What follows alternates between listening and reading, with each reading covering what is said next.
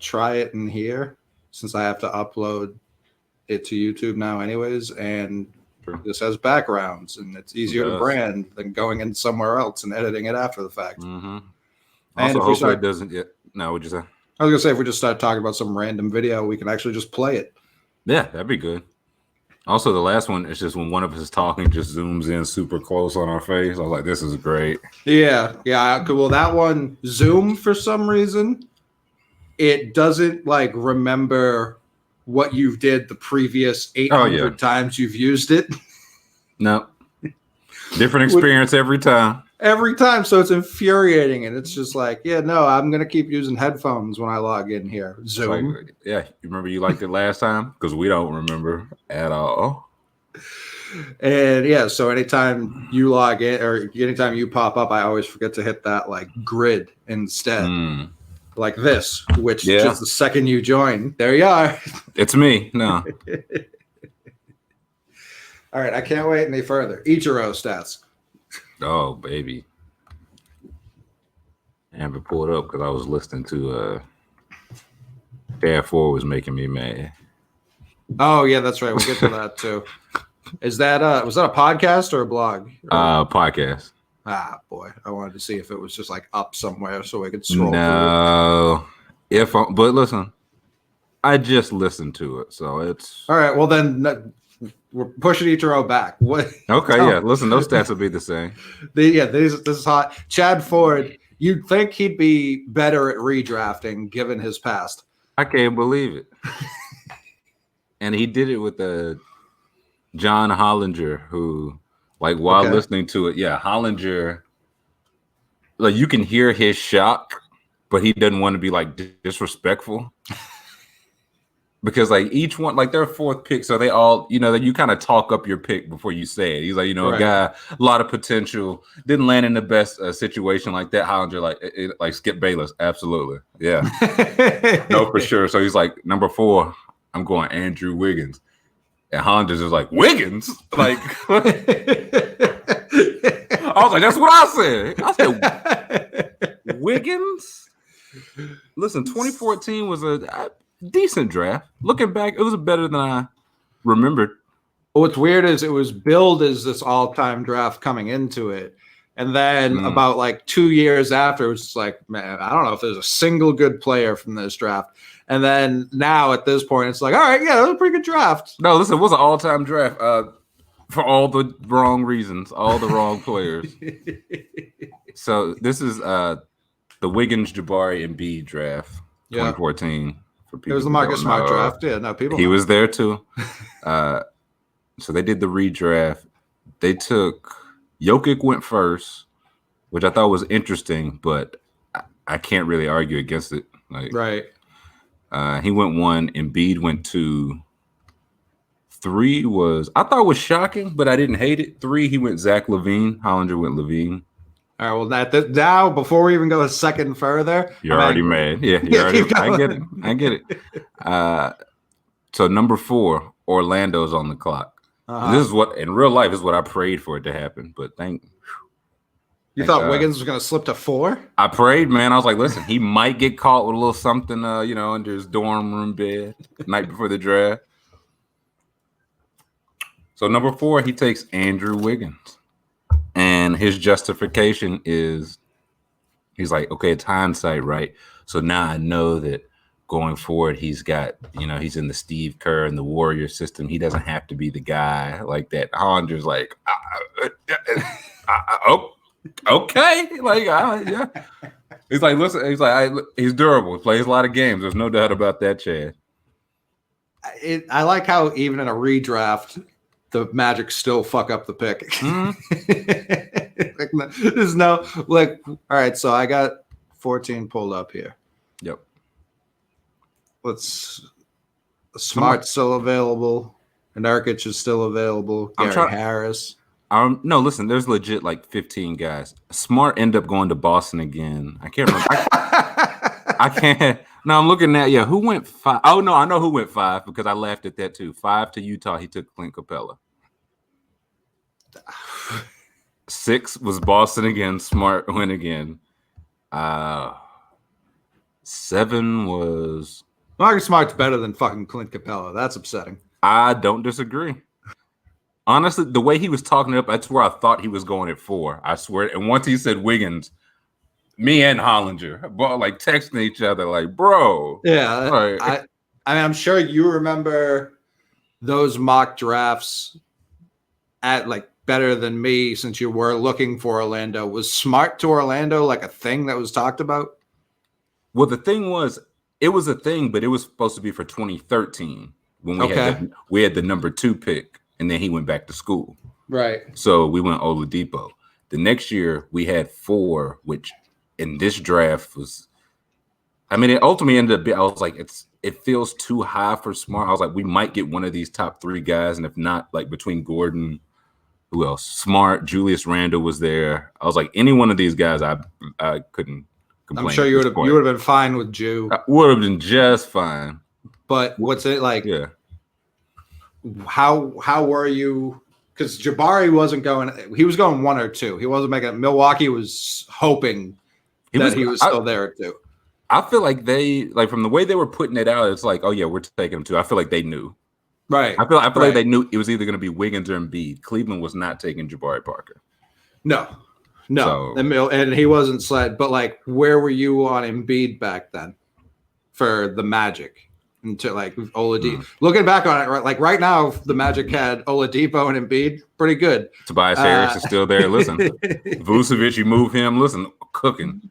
I was, because again that year I was hoping we got 1 for Wiggins or 2 for Embiid. So again at 4, I was like, one of these guys might, like, we just need one team to make a mistake. One team to, like, they take Embiid, somebody slips and Wiggins falls to us. Nobody slipped. I was gonna say, yeah, 2 teams technically fucked up, but listen, like 19 teams fucked up in like real life.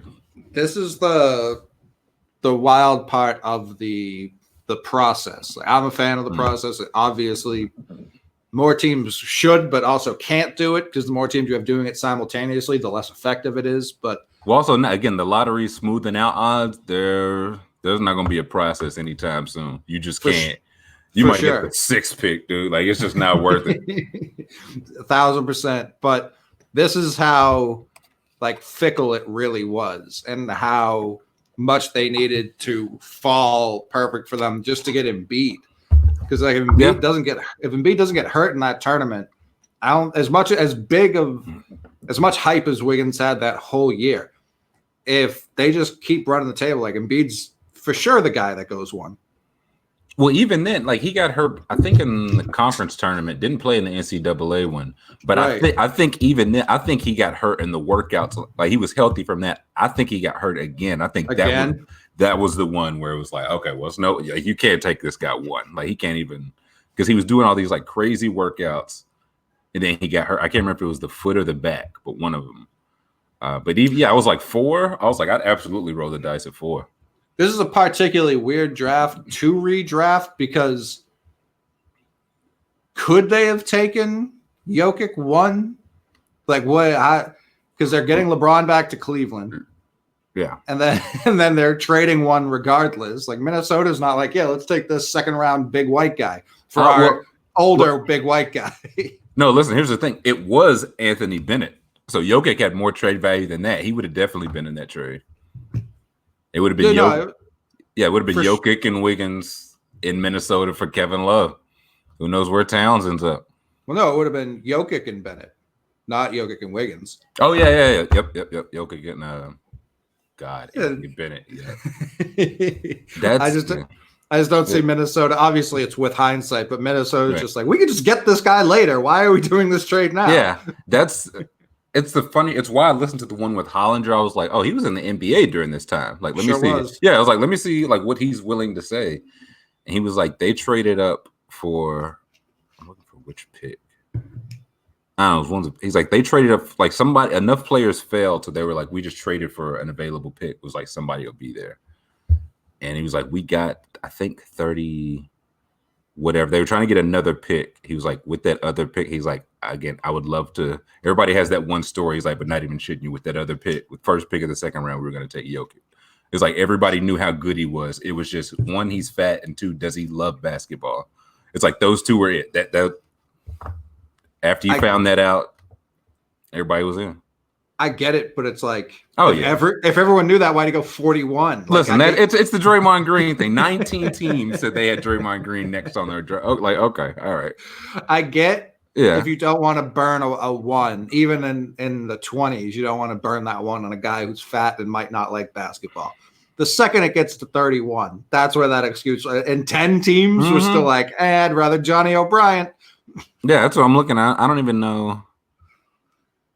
I think this is showing like before it got traded, so I don't even know who they ended up with. But it looks like who they end up with. They end up with Jarnell Stokes somehow. I don't know if that was the trade, but Utah traded it to him. Okay, yeah, there we go. And that was 6 picks before Jokic. So like, what the fuck are you talking about, Hollinger? Yeah, I don't know. It was until I actually looked at it. I was like, wait, what are you talking about, John? I was like, yeah, I do believe you loved him. Everybody probably loved him. Like, in hindsight, 15 teams were like, yeah, no, listen. The fat kid, we love him. I'm just picturing him getting to Memphis and Zebo just taking him to all the good barbecue spots and his career going best a very player in the league. way. I think it goes the exact same way, much sooner. So who went after Smart? Let me see. Who was that? Was the Lakers pick. Yeah. That was he took TJ Warren. That's interesting. That's what I was like, with the way he was like, okay, it was like his thing coming into the draft was like great mid-range. Can he shoot threes? Now he can shoot threes. I was like, okay, I don't hate it. TJ Warren, and they love to do this with guys who have an offensive game but aren't super explosive. He drew a lot of Paul Pierce comparisons coming out. No, listen, that's just if you have no muscles, that's just the comp you get. Built like a turtle, yeah. Yeah. I can't even remember because I feel like this is Aaron Gordon territory. And he went in the lottery, but I was just looking at all the names I would have taken before Wiggins, and it's a lot. I mean, I'm thinking of the names I'd take, like, I know it's like recently, like the Warren's been better probably the last like 82 games. Like, I won't say this season or last, but like the last 82. But like in totality, like I don't know if I'd take Warren over Gary Harris. Like again, and that's what I was saying, because I was like, somebody replied to me, was like, he named like a couple more names. He's like, outside of that, like, what's the beef? And I was like, dude, they're legit like 15 names. Right. Joe Harris. Yeah, he was like naming. I was like, okay. I was like, Jokic, Capella. I just got them sorted by win shares from this draft now. Jokic, Capella, Dwight Powell, Embiid, Jeremy Grant, Aaron Gordon, Julius Randle, Marcus Smart, Spencer Dinwiddie.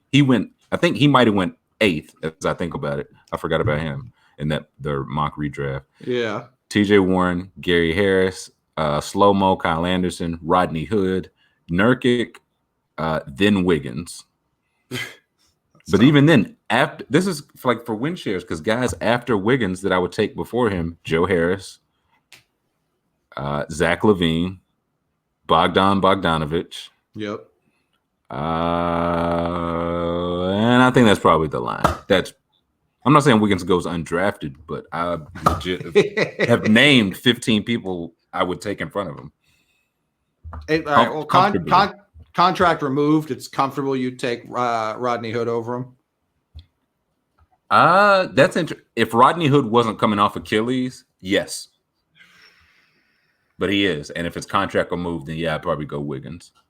But if he was healthy, because Wiggins obviously has flaws, but his biggest flaw, to me, still remains his contract. It's a big fucking flaw. You know what his second biggest flaw is? He's not good at basketball. Like that's for sure, kind of the thing. But it's like if it could be just like if we wanted, Minnesota had, what did he have, like 3 coaches there over his 5 years in Minnesota? Like, that just come with the rookie contract in Minnesota. Right. So if you want to be like, I know I could get something out of him, I'd definitely take him over Hood. A lot of those other guys, no, for sure not. Yeah. I agree. Okay, so he goes 18th instead of 19th. You got me there. Like what?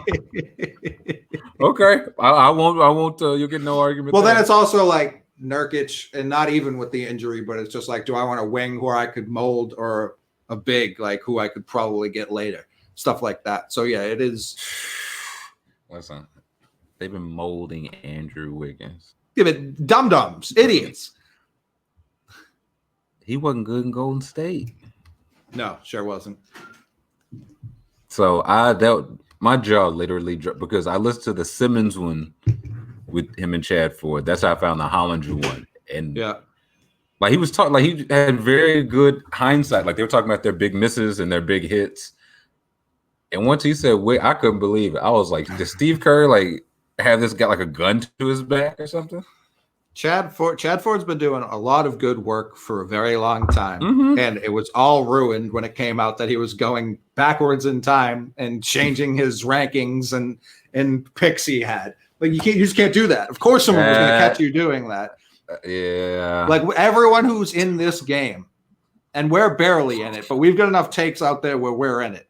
We have fucking misses. We have hits. That's just part of the game. Like you're not going to bat 1,000 from in the box. Like you just aren't. That's part of it. And if your misses are like Andrew Wiggins, like no one's going to fault you for that. 100%. I don't know. I can think of like a half dozen people who were just like, I don't see it. Like they weren't saying he was going to be as bad as he turned out to be, but they weren't like, yeah, he's a slam dunk number one. Yeah. What made it worse? Either before or after, he told a story because again, he was scouting then. Right. This is Chad Ford was scouting then. And he was like, and I watched this workout with Andrew Wiggins before the draft. And I remember he was with Drew Hanlon. He's like, and I just remember Drew had to keep telling him, like, come on, Andrew. Like, I need a little more, Andrew. Let's push a little more, Andrew. He's like, he'd want to keep stopping for water breaks and all that. And I'm thinking, you saw that and like. Still 6 years later, unbothered by it. Yeah, it was tired. What are you? Like that's the stuff that you don't see, we don't see, that really would kind of tell me everything. Because if I'm drafting, and maybe it could be like the Celtics Fultz thing, or anytime a number one guy doesn't, like if they just see one thing, it's like something like something that we don't want to deal with. It don't have to be bad, but something we just would rather not. Right. I mean, I remember when Ainge took Fultz out to his favorite burrito spot by the old practice facility. It's because there was that picture of Fultz like looking up at the menu, and him and Ainge, like something definitely happened that day where Ainge was just like, no, I think Tatum's the number one guy. And he may have that may have just been Danny Ainge, like, I have no fucking interest in this guy at all, but I'm getting that pick from Philly. I feel like he's like, I'm really in between these two guys, and he brought Fulton. He saw something, was like, okay, that confirmed what I need. Tatum's my guy. Right. But one thing, and I'm not going to name names, but one thing, I'm going to name one of them. Pussy. One thing when we used to do the show with Terry, and he told the story about the unnamed player who was dodging him at every stop, because those. And I wonder what it's going to look like this year. But those couple of weeks leading up to the draft, when teams are constantly bringing in players for workouts, like there was someone who was calling to see where Terry was going to be and making sure their client was not there getting his lunch eaten repeatedly. And that, to me, like, if I know that, like, you're going to see that guy in the league. You're going to see plenty of guys you don't want to defend in the league. Like, if you can't do it now, you're going to see a lot better. Like, what? Again, Right. Terry was a fine prospect. He went, 18th? Like, I ain't talking about, bro, you got to guard rookie LeBron James, man. Like, now, I'll make sure I'm not in LeBron's workout camp. I get it, dude. I don't want to be matched up from that. Terry was a fine prospect, but you talk about boosting his own stock off your head. Right. Yeah, it's just like, wait a minute, why is everyone terrified of this guy? And it's just Terry sharpening a knife. But they just follow his vein. He's like, please stop following. He's like, we're following you guys whatever workout you guys go to, we're going to. Yeah, your stock's plummeting and mine's rising. So we're keep doing. We're linked. Yeah, that was tough. And I'm sure that's like to that. I don't want to say credit, but to that player's credit, like I know he's not the only person who's done that. Absolutely. You know what I mean? Oh yeah, for sure. And it happens every year. Like those are the things we don't see that would crack me up. But I think it was the Ringer NFL. They were talking about, it was like the NFL teams were afraid because this virtual draft, they won't get a chance to see how guys like treat the driver and treat the scout that helps them check into the hotel, that stuff. And it's like, but oddly enough, it's like the guys that would probably fuck that up are like late to the Zoom meetings. Right. And like their phones like they're checking their phone during. It's like they always, it's like whether you want to look at it, red flags always reveal themselves. Without question. Chad Ford just chooses just looking right over him. He's just colorblind. He's like, he's like, looks blue to me. I don't know. He's like, boy, oh boy, do I love gray flags. Those things. Yeah. So it's what year was Terry that next draft? Yeah, that was 2015, right? I thought he was. Yep. Was it 15? I thought it was 16. Yep, 2015. Yep, the Towns year. Oh yeah, this was wild because I was hurt that we made the playoffs. Just hurt. This was when we traded for Isaiah at the deadline. We trade for Isaiah. Like we were in this like Nuggets, Kings, Pistons. We were around them record wise when we trade. So it wasn't like we were battling with Minnesota. But it's the lottery. Right. You don't fucking know. Right. And we were in that group. I remember I was Tank for Towns. That was my display name the whole fucking year. Mm-hmm. Then we traded for Isaiah, and we started just winning games, and I was furious. And then we got fucking dusted by the Cavs in the first round. Like all that young playoff experience people were. You guys for. Hey, but listen, you guys won some games after that. Makes you think. Yeah, I'm sure we couldn't have done that without that. We got fucking lost to the Hawks the next year. Makes you think. Cut your teeth. Because as enamored as I was with Towns, like I was high on Miles Turner too. Still am. I was high on Justice, and I was like Justice and Marcus Smart together. Sign me the fuck. I was high on Stanley Johnson. That was fucking wrong. Yeah. Like again, that's part. Like that's how any of us get better. You have to own what you miss. Oh yeah. Or you'll just keep making the same mistakes, which Chad Ford is content to keep making. And then when we took Terry, I was like, all right, I know, like I wasn't pissed. I know a lot of people were pissed, but I wanted Bobby Portis, which would have been wrong because Terry was electric when he was starting, and the got first more win shares than Bobby. I assume, he's been better in the NBA than Bobby, without question. Win shares. But what I remember coming out of this draft, because we also had the 28th pick when we got RJ Hunter, people were like, oh. This was a very common thing among Celtics fans, and I could not understand it for the life of me. It was just like, oh, well, if we had took Hunter at 16 and Terry at 28, I would have been fine with that. So why? Why is that okay? You want their salaries reversed? I don't know. Yeah, I wanted Looney there. I was like, this guy's a 5-star. Yeah, he might not be able to walk, but if he can, you're just going to take him. Listen, he's not very high win shares here. I can't imagine. Connaughton went. He's Josh 19. Richardson. That's what I'm saying. This is a decent second round. It was I'm looking. I've got it ranked by win shares. These are where the guys were picked. 1st overall, 32nd overall, 11th, 6th, 27th, 40th, 37th, 4, 13, 20. That's the top 10. A lot of double digits in there. A lot of 27, 37, 32, 40. Bingo numbers. And we still cannot get the draft right. Myself included. That's what's it's hilarious.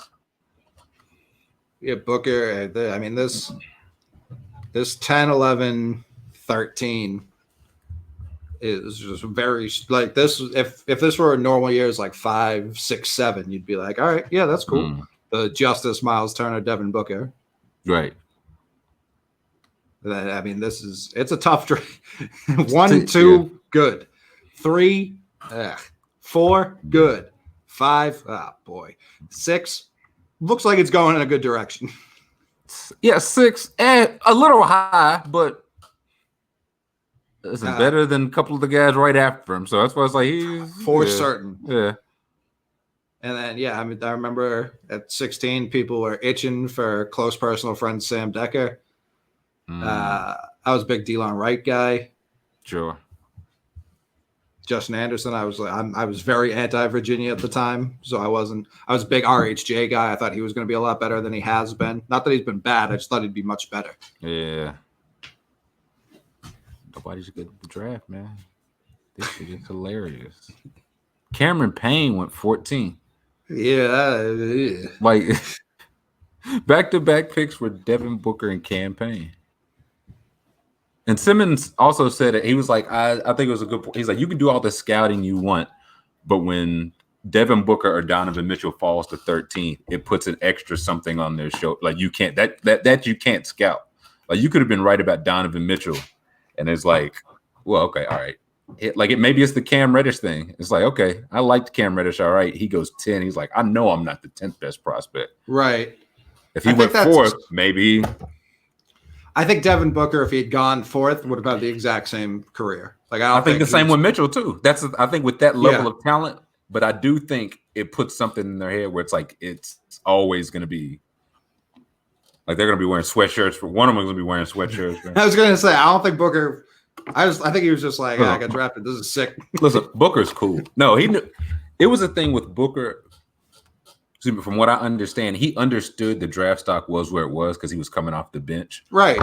But he also knew in these workouts, he was busting guys' ass. Oh, for sure. So it was like, okay, like I'm 13th, but like that guy went, bet. Like Moody, okay, bet. Yeah, I think it's a thing when he plays those specific guys, but on like a day, it's not Tom Brady like I was 199, like every single day, like eating him from the inside. Like, see, I don't know. Mitchell, maybe.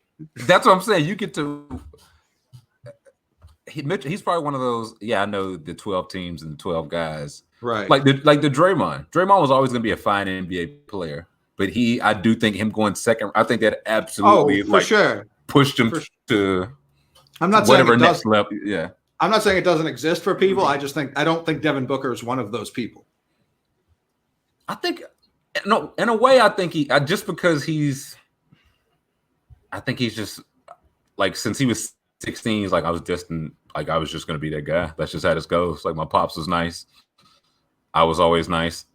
And then it's like these guys. Like you serious? You talking about Stanley Johnson went ahead? Like okay, got you. Like even Eli was on his team. I was like, I mean, I love my baby boys, but come on. Oh man, if the Jazz just took Booker. Listen, if anybody literally just took anybody, nobody's good at any draft. That's how you know, that's how you know the process is messed up. Nobody's good at any draft.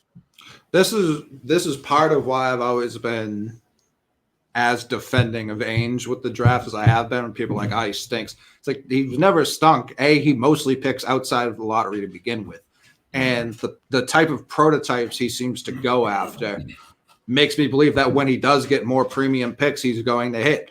And when he started getting those top 3 picks, he started fucking hitting on guys that people were like, why would he do that? Like it's easy to sit right now and be like, of course you'd take Jason Tatum in that draft. He was panned for trading back. It was just like, what are you doing? What are you doing here? When he took Jalen Brown and people were booing, Celtics fans were booing. Listen, Celtics fans are still booing the Jalen Brown.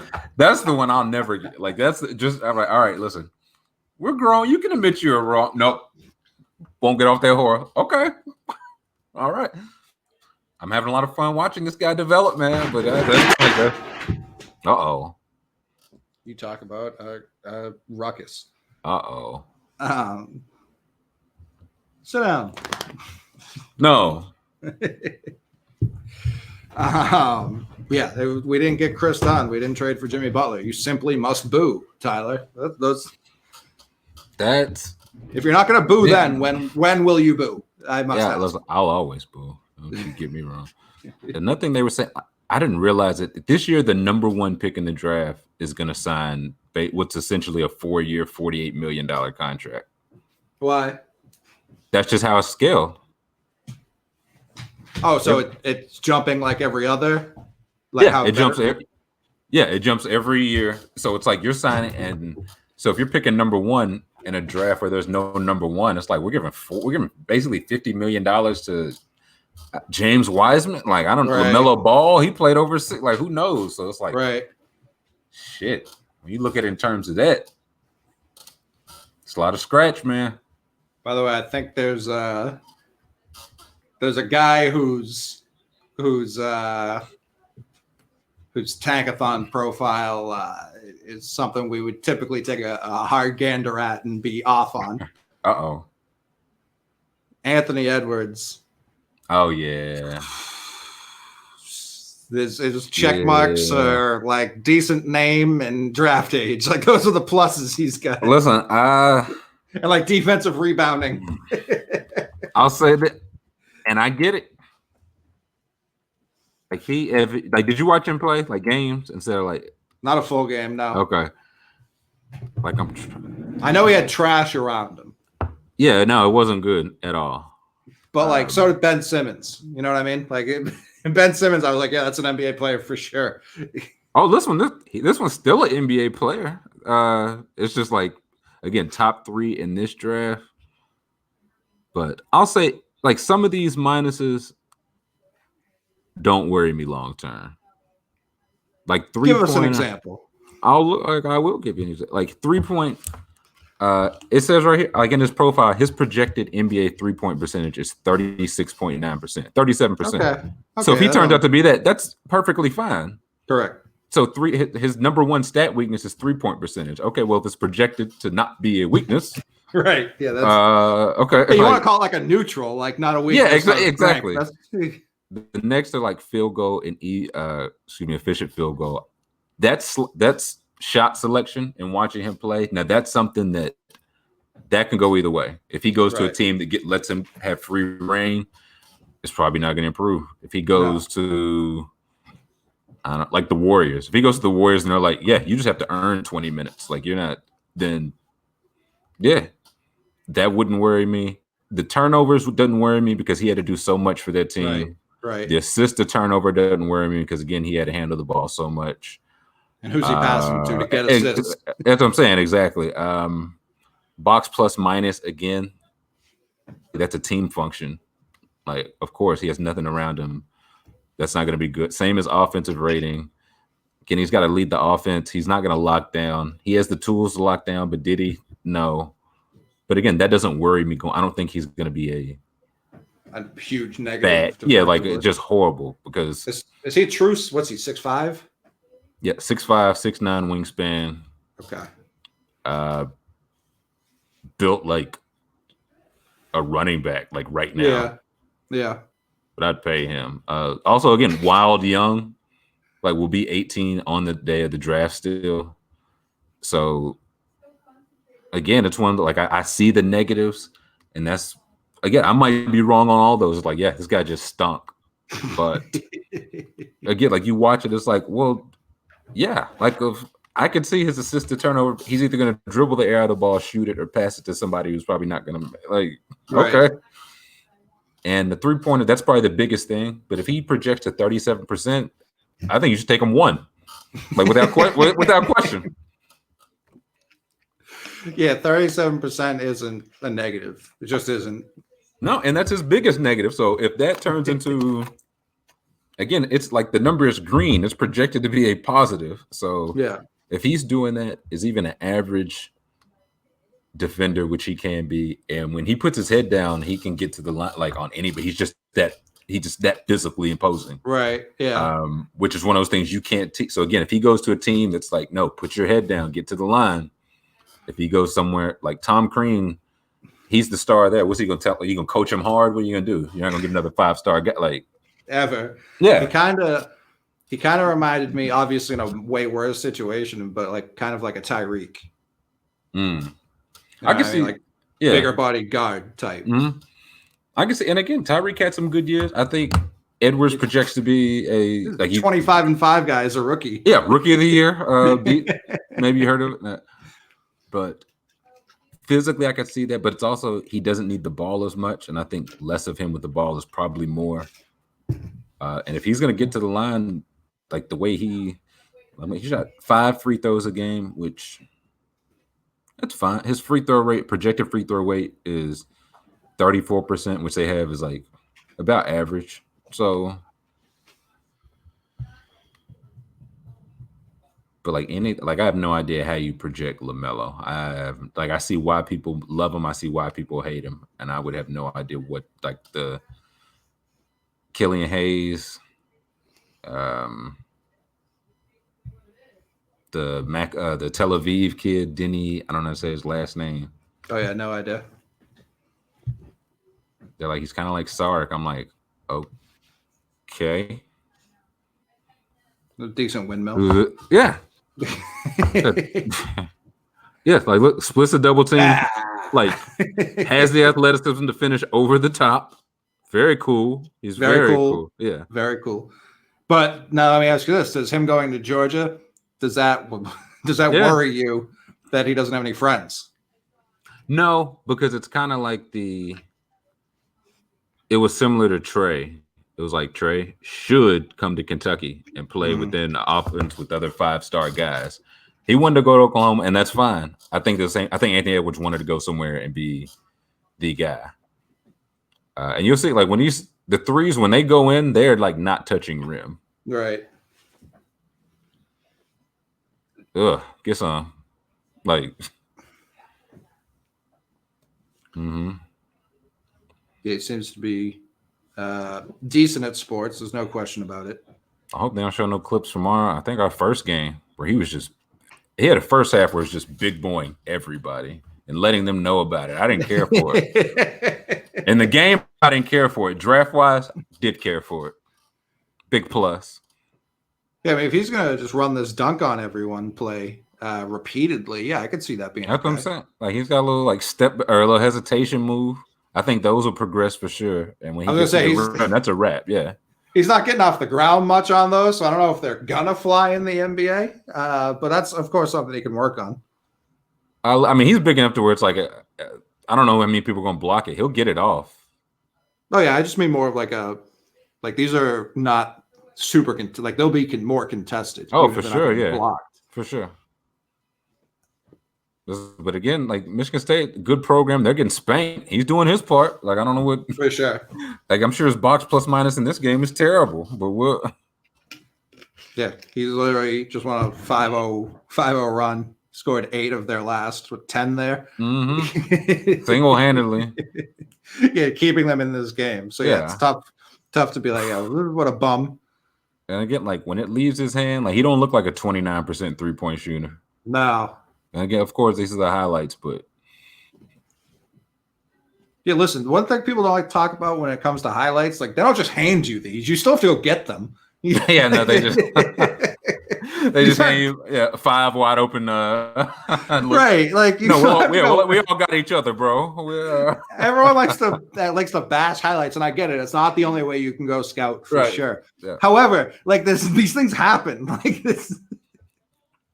Everyone's always like, oh, of course. If you have like a 14-minute highlight reel, it's like, oh yeah, that seems like a lot. Like if you have a 2, like they can only like even with replays, like it gets to 2. Yeah, maybe that's a red flag. But this video alone is 14 minutes. I haven't seen a single replay. So again, these you watch him play, you watch him heat up, and it's like this guy might score 30 a game at the next level. Like, I don't know who's – like, I'm looking at some of his best scoring games. He had a 37 where he hit 7 threes and hit 8 free throws. He had 26, hit 5 threes, hit 7 free throws. He scored 36, 32. He had a 29, a 26, 37, 29, 24. Like, he can get buckets. I don't think he's a horrible passer. I don't think it's a strength of his, but I don't think it's a weakness. I don't think he's a ball. Like, I don't think he's a selfish kid. I think he did a lot of it just function of offense. Now, is he So what do you think he projects to, like, position-wise? I know there aren't positions anymore, but, like... Center. No, he's... Westbrook? Yeah. He, like, 6'5", like, can move his feet, but with the strength, I think he, like, 2 through 4. He should be able to defend 2 through 4. Probably not your, like, the best player he's defending, but he's defending, like, your second or third option. Your 2 through, you hide him there because he's getting 20 on the other end.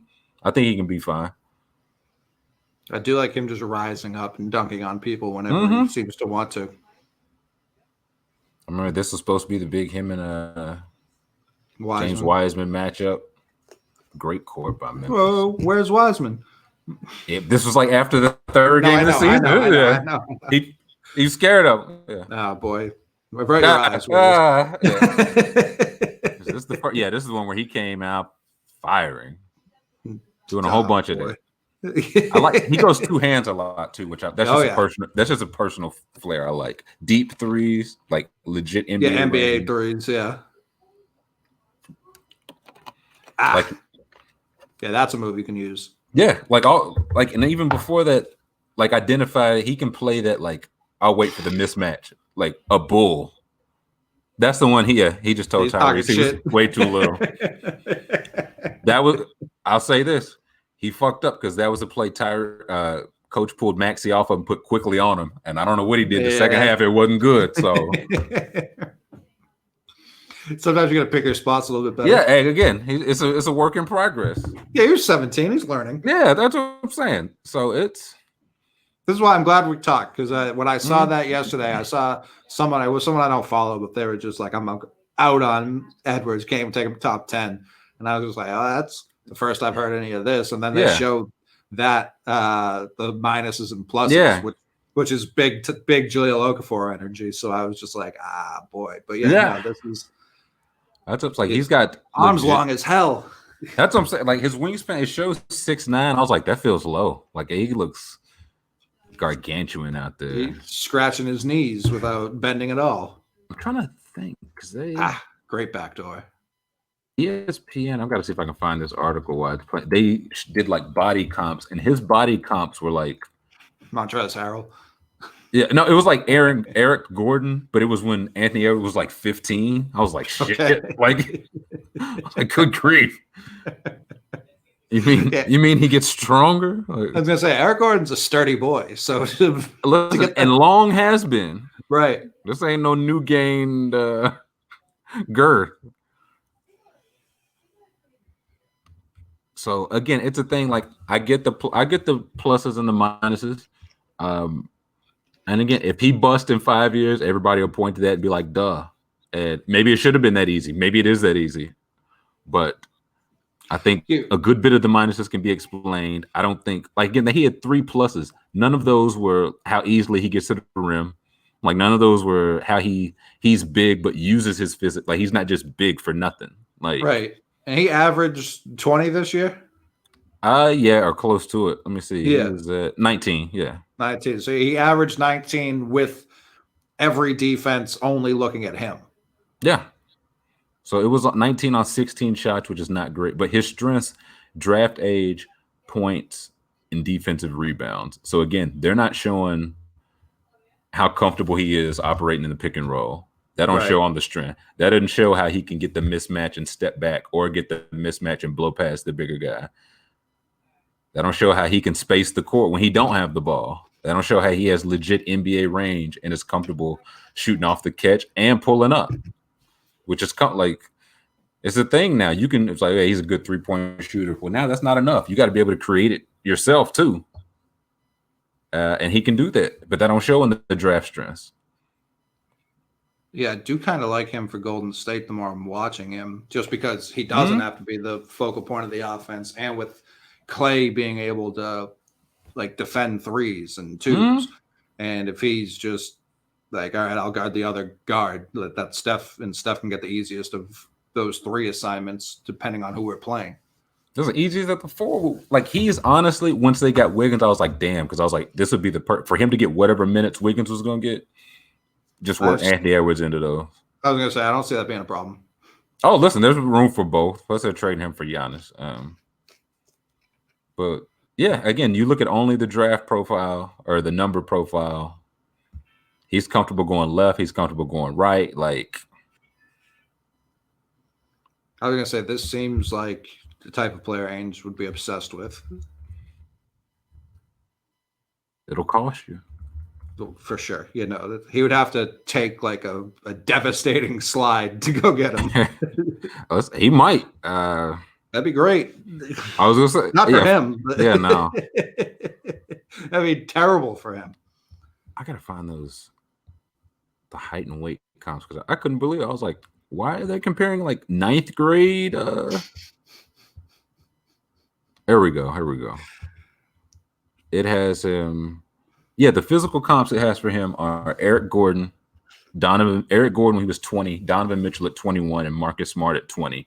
Then it has Anthony Edwards at 17. So those are the physical comps. All small, frail fellas. Yeah, cannot jump, not a one of them. And again, here it's got like strengths improvement areas, but like they've got him as the number 1 prospect. He's going to be Wiggins, and this tapes of us just being like, why does anyone hate this I was guy? gonna say I can't wait till this bites me in the ass, dude. I cannot wait. He just refuses to work out, and they're like, not because of Corona. Yeah, I was gonna say I've talked up the plus. Now the minuses are he floats a lot. So if you're talking Wiggins fear, it's a lot of times where it's like, is Anthony Edwards still is he out with foul trouble? Is he even on the court right now? He disappears. I don't think it's a does he love basketball thing. I'm sure it's like I'm over Georgia. That's what I'm saying. It's like all right, this was sick for like 10 games, but all right, I'm tired of getting doubled at half court. Which, speaking of being tired of playing at a bag, no, it's not even a transition to an ad. But today, Jalen Green, number 1 high school prospect, just signed with the G League. He said, "Fuck this, I'm out of here." Love it. Yeah. I saw someone say he was getting like $500K. Mm-hmm. He got $500K. He gets a full scholarship to school. Yeah, that's that's where, like, again, if the G League, if they get it going how it should, and I think it will be, like, I think it's headed there, but how it could be going, I said the NCAA is on the ropes, and a lot of NCAA defenders let me have it. This guy also just likes dunking on people. Yeah, let me see. Okay, Jalen Green receives $500K, a full college scholarship, skill and life training. He'll face tougher competition than college offers with coaches focused on development. Right. Again, feels like an easy choice. The college scholarship part's like something I didn't even know until today. Like, that's super interesting. I didn't either. And again, I don't know if that's standard or maybe he negotiated that into, but either way, it should be. I would hope the option at least. I'm sure some guys will be like, but I think most guys just be like, I'll go fuck, dude. But I'll opt out. Yeah. Maybe that was like his parents being like, hey, this is what we're making you ask for. Right, yeah. That you can only do it if you. Where's he from? Where's he from? No idea. Merced, California. Okay. Yeah. McDonald's All-American, Jordan Brand Classic. 5-star. Number 1 projected guy. Looks very frail, but he is 12, so. Well, that's the other part too. Like, he doesn't have to, like, he can just lift and play basketball for the next, whenever basketball is allowed to be played again. Got a little bounce. Got a whole heap of bounce. How big is he? 6'5". Okay. I was gonna say, this is what a 6'5" guard should look like. Anthony Edwards is just a nose tackle. A bum, yeah. That's what I was like. He looks. I would have guessed 6'3", but if he's 6'5", yeah, that's a good sign.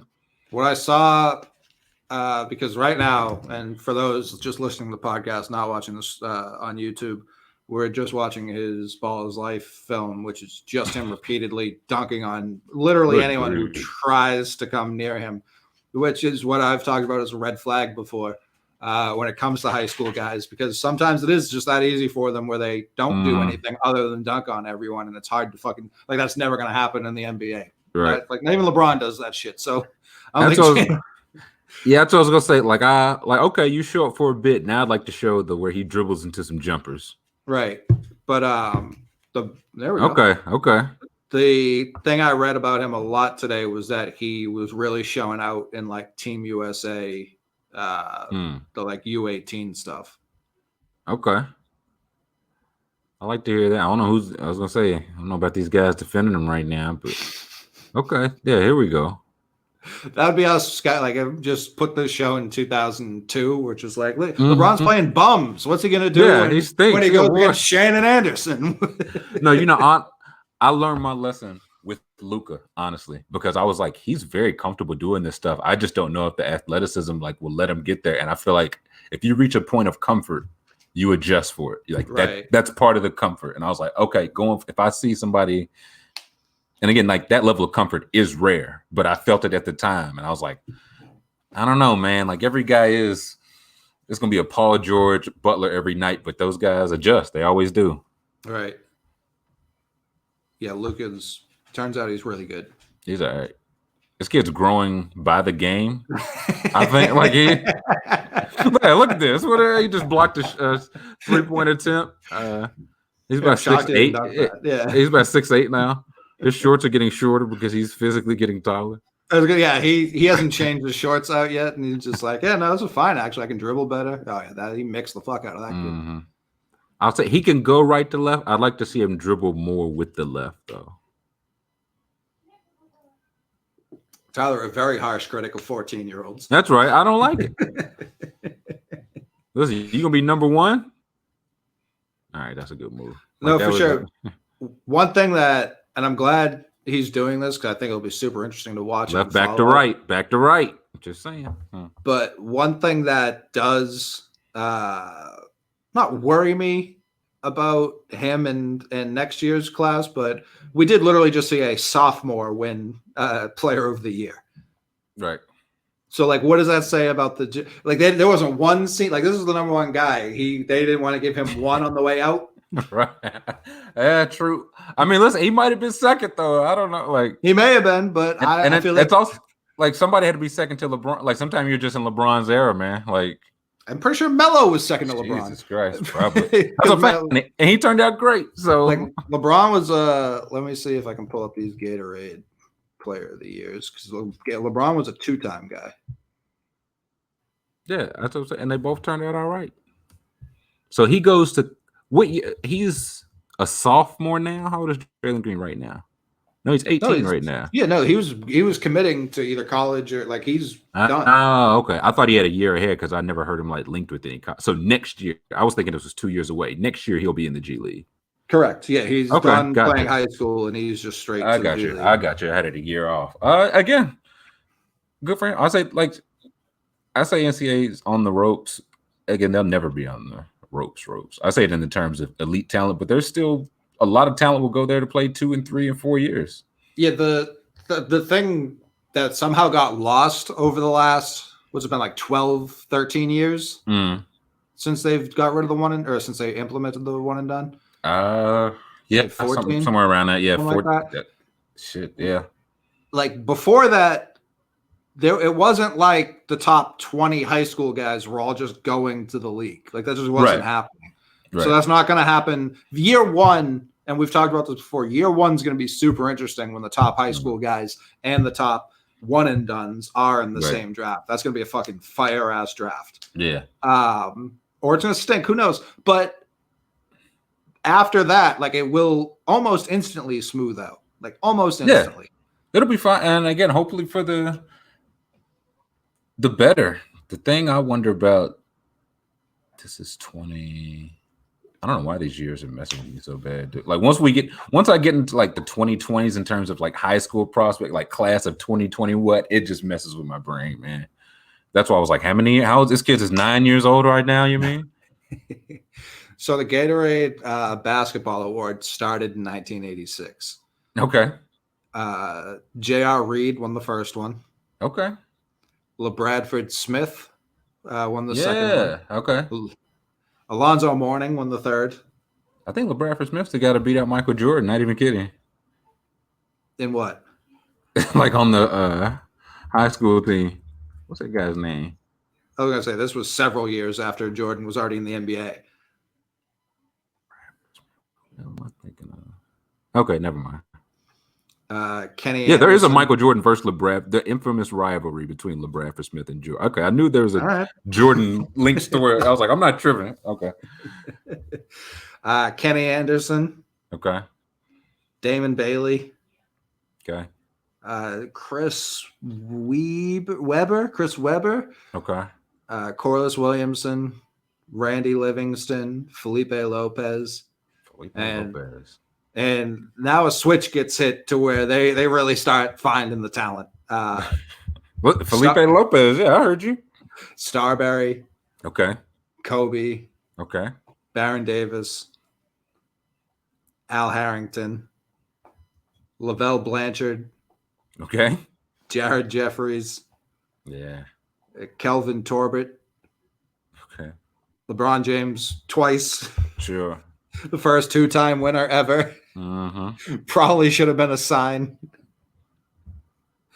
Dwight Howard. Okay. Greg Oden twice. Which makes a lot of sense. Yeah, he was good too. Kevin Love. Drew Holiday. Okay. Brandon Knight twice. Yeah, no, Brandon, listen. Lost in the annals of time. Brandon Knight was that dude. No, I get it. Coming into, I mean, not to you, just in general. It's just funny to, like, you hear it now, this is not what you think of Brandon Knight. But once upon a time, he was dominating Florida basketball. Bradley Beal. Okay. Jabari Parker won it as a junior. Okay. Because Andrew Wiggins won it the next year. So that's the only reason I know he was a junior when he won it. Okay. Karl Anthony Towns. Yeah. Ben Simmons. Yeah. Jason Tatum. Yeah. Michael Porter Jr. Okay. RJ Barrett. Which means Zion did not win it. Oh, boy. I'm getting lower and lower on Jalen now. James Wiseman won it last year, so Anthony Edwards didn't get it. I could see that, dude. Imagine guarding James Wiseman at high school, dude. Like, be for real, man. Like, he's like high fiving Moneybag Yo, like right before the game. It's like, yeah, not much I can do. Yeah. And then Bates this year, first sophomore ever to win the award. Some of these baseball ones, the first ever, 1986. Gary Sheffield just hot out the presses. Yeah, somebody was like, "No, listen, this kid needs an award." I'm trying to see the next. Todd Van Poppel in 90. I know the only reason I know his name is because he went first. He was supposed to be that deal. Yeah. Yeah, sure wasn't. AJ Hinch, very, very suspended manager of the Houston Astros. Alex Rodriguez in 93 took it home. Okay. This is why baseball is hilarious, because you can be nasty in high school and then it doesn't fucking matter at all. That's why God bless every single baseball scout, dude. That's the one where I think I could be a basketball scout. Football, I don't know. Baseball, certain not positions. A chance. Yeah, certain position. Baseball, not a chance. Darnell McDonald, who I always liked, won it in 97. Drew Henson won it in 98. Drew Henson was that deal. Zach Greinke won it in 02. Okay. Which seems way too recent. Yeah, Greinke been pitching for a while, man. Justin Upton won it in 05. Yeah. Justin Upton was supposed to be, and he's had a good career. Yeah. But he was like supposed 5-star. It was like, no, this dude's got the league next. He didn't. Clayton Kershaw won it the next year. Rick Porcello won it the year after that. That's the only 3-year stretch I've seen so far where it was notable people. And Dylan Bundy, nope. Lance McCullers, Clint Frazier. I don't know any of these other Name some of them. I might know them through the show, man. Give me some of them. I mean, these are all like Justice Sheffield. I know his name. Yeah, pitcher. Yep. Lucan Baker. Where's Sheffield? Tampa Bay? He was with the Yankees. Okay. Now he's with the Mariners now. Mariners. What was that? Oh, yeah, that was a dumbass trade that they for James Paxton, wasn't it? Sure. Let's see. Yep. Terrible. Where's football? Do they do? Oh, yeah, they sure do. Oh, yeah. I'm sure it's got to be a quarterback every year, though. When did Joe Mauer? Didn't Joe Mauer win that? Oh, listen, we'll get there. Okay. 86, Jeff George coming on. 87, Emmitt Smith. Okay, hot. Let's see. 94, Peyton Manning. 95, Brock Heward. 96, Tim Couch. Yeah. 98, Ronald Curry. No 97? I'm shocked Ronald Curry didn't get a basketball one, too. Did he get the overall that year? Because they do an overall. Dude, he's probably already committed to UNC. He's like, do I even have to play? They're like, you'll still finish third, Ron. They didn't start doing the overall athlete of the year until 03. Conveniently for LeBron James. Wait, who was 97? Who was in between those? For football? Yeah, who was after Tim Couch? Travis Minor. Travis Minor, Florida State. Yes, sir. Yeah. Then it was Chris Lewis, who Wikipedia doesn't even have a page for. Tough. Brock Berlin, who I've never heard of. Oh, yeah, quarterback. Then 2001, Joe Mauer. Yeah, the Mao Man. Who apparently is just like the best high school athlete of all time and just wisely chose to go into the sport with the most guaranteed money the quickest. Joe Mauer would have been such a boring-ass quarterback. I'm glad he picked baseball. Yeah. Mitch Mustang. You think he would have been good? He won MVP, right? Oh, he sure did. No, I remember Mauer. He was really good. There was a stretch there where it was him and Justin Morneau were just like trading MVPs. And it was just like, what's happening here? The Twins are just back. How long is this tape, man? Oh, yeah, no, he's good. Well, that's the thing now. I'm in. With high school kids, there's so much of it because there's so many AAU games. Like they're burning these kids out. I'll say it. Oh, 1,000%. It's also a thing where if you know it, it's like from the time you're 13. All right, that was pretty good. Yeah, there's pitches. Yeah. You just know to have a camera on you, so you literally have every shot. And the way these tournaments are set up too, it's like we know where all the elite teams are going to be, let alone just the players. Right. So it's like we know that program's the best in that part of the state. We know this program, and they always play the same weekend. Mm-hmm. Let's see, Lorenzo Booker. Lorenzo Booker was nasty running, but Florida State. Yep. Kyle Wright, Jeff Byers. Mitch Mustang's a name I hadn't heard in a long time. Mustang was supposed to be that deal. John Brantley. Yeah, Florida. Matt Barkley. USC. Garrett Gilbert. Texas. Two colleges. Texas and Southern Methodist? Yep. Yeah. Malcolm Jones. USC? No. UC. Yep. No, what'd you say? I was going to start saying the college, but I give up. UCLA. Justin Worley. Georgia? No, SEC. Worley. Auburn? Tennessee. Yup. Jonathan Gray. Is baseball Jonathan Gray? Yeah, probably. It is not. Oh. He went to Texas. Max Brown, who I do remember now that I'm saying his name. Max Brown. USC and then Pittsburgh. Yeah, the quarterback. Andrew Brown, different spelling of Brown. 2014, Kyler Murray. Texas make a lot of quarterbacks that don't go to Texas. He at least stayed in the state a little bit. Yeah, go Longhorns, yeah. Jacob Eason. UGA. Tate Martell.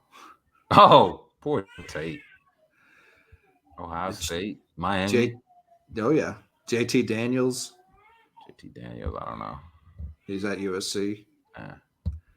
And then these last two were 2018 and 2019. So Jake Smith, that could be anybody. Okay. And Eric Gilbert, Eric. Okay. And maybe Eric spelled with an A. Where'd they go? Texas and LSU. Texas still get him, man. For some reason. This guy's from Scottsdale, Arizona. That's the reason. Okay. Trying to see if there are any more interesting things here.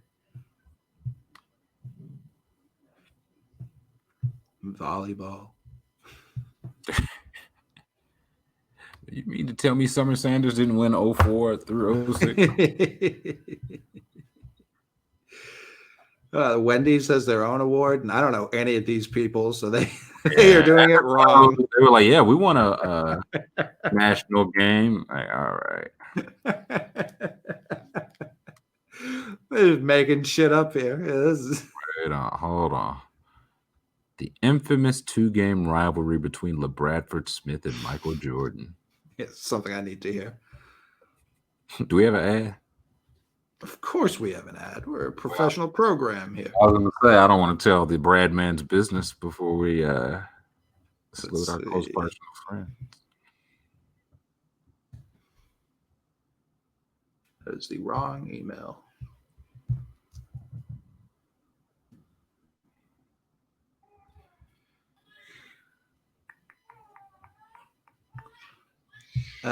We have our close personal pals at DoorDash. Oh, timely. Oh, buddy. You want Chinese, the people you're with want pizza, and someone in your group is craving some froyo. Never fret. There's something for everyone on DoorDash. DoorDash is the app that brings you the food you're craving right now, right to your door. In fact, they'll just leave it at your door and let you know it's been dropped there. Ordering is easy. Open the DoorDash app, choose what you want to eat, and your food will be left safely outside your door with new contactless delivery drop-off settings. With over 300,000 partners in the U.S., Puerto Rico, Canada, and Australia, you can support your local go-tos or choose from your favorite national restaurants like Chipotle, Wendy's, and the Cheesecake Factory. Many of your favorite local restaurants are still open for delivery, and right now is a perfect time to be supporting the people in your community, still going out there every day making food. It's like, if you don't know, like right now, a lot of people, those fortunate enough to still be employed, are in a giving charitable spirit because everyone's down so bad. An easy thing to do is to support those local, even the national ones. If you're just supporting the people in your community still going out there to work right now, that's doing a ton. I'll say, think of them when you use it. Think of them on that tip button. Oh, yeah. And the drivers. The drivers as well. Yeah, treat them nice. People out there are literally risking it all just to make sure the rest of us are fed. And now is a perfect time to be using DoorDash, no matter where you are. DoorDash deliveries are now contactless to keep communities we operate in safe. Right now, our listeners can get $5 off their first order of $15 or more and 0 delivery fees for their first month when you download the DoorDash app and enter code MIX. That's $5 off your first order and 0 delivery fees for a month when you download the DoorDash app in the App Store and enter code MICKS. Don't forget, that's code MIX for $5 off your first order with DoorDash. Give me these stats. The infamous 2-game rivalry between LaBradford Smith and Michael Jordan. Have you heard about the battles between Michael Jordan and LaBradford Smith on back-to-back nights? I want to see if this is on here. Probably one night back in March, back in 1993, the Washington Bullets came to town against Chicago Bulls. He was a relatively unknown player, standout at Louisville. He averaged 9.3 points that season. But that night, Smith lit the Bulls up for 37 points. Here it is. Oh, baby. On 15 of 20 shooting. Yep. Yeah, listen, for those listening at home, our YouTube page is up and it is active. Still download the episode, of course, because that helps us in the long term. But go give us a look over on the YouTube. Check us out. We're very handsome. It's true. Look at LaBrad, man. Bam. So, Scottie Pippen defended. Oh, he spun him like a top at half court. I'm sorry. No, was it Pippen? No, it's Jordan. Oh boy, I want to read this, but I also want to watch these highlights. Hold on. Let me pause them so you can read. Okay. So Pippen defended Smith for most of the game, and a frustrated Jordan had a few chances at guard Smith, but he was unsuccessful, as we just saw. Bulls went on to win the game, but Jordan wasn't happy that an unknown player like Smith took it to him. Jordan even claimed that LaBradford Smith was talking some trash and even mocked MJ by saying, "Nice game, Mike." She's like, "I fucking know we won." Yeah, thank you. The very next night, the Bulls were in Washington to go up against LaBradford Smith and the Bullets. And in typical MJ fashion, he was in killer mode. He started the game knocking down his first 8 shots. He finished with 47 points, 8 boards, 4 assists, and 2 steals in 31 minutes. Wait, this was in Washington? Yes. So the Big Fick was there too. So he was very motivated. Yeah. But in warm-ups, Ficker was just like, "Hey, Baldy, I saw LaBradford last night." He's "Hey, Mike." He goes over. He's just shaking hands with LaBradford Smith, and Mike's like, "Ah." Yeah. Yeah, he was like, "All right, it's Ficker. Just play it cool. Tell him you're not in the mood today for his antics. Just turn around, nice deep breath." And he saw LaBradford there. He's like, "You son of a bitch, Ficker." Well, barbecue chicken. Well. He had you in the post, wee man. It was a 126-101 win over the Bullets. The crazy part of this whole story is that LaBradford Smith never said a word to Jordan. Jordan admitted years later that he made up the entire trash talking story because he needed motivation to get back at Smith for taking it to his Bulls team. This story also serves as a good indicator in the competitive mind of Michael Jordan and the fact that he will do anything to get the win and embarrass his opponent. Even if you're just LaBradford Smith. Yeah, I guess. You talk about it in his head, though, in a box. He had him a big box. Oh, man. Is that him with the ball? What was that? It was him wetting shots. He's like, "Keep it cool." He was 15 of 20 in this game. 2 feet tall. Cash. He put him in Pippen's eye. He's a jack little fella. I'll give him that. Yeah, he's strong, 6'2". No, I mean, 6'2" is generous.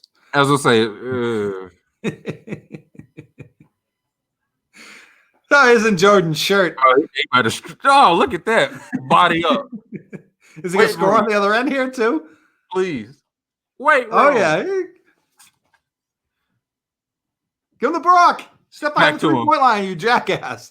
Oh, he had Pippen in a pile. There's a Pippen down bad. What year is this?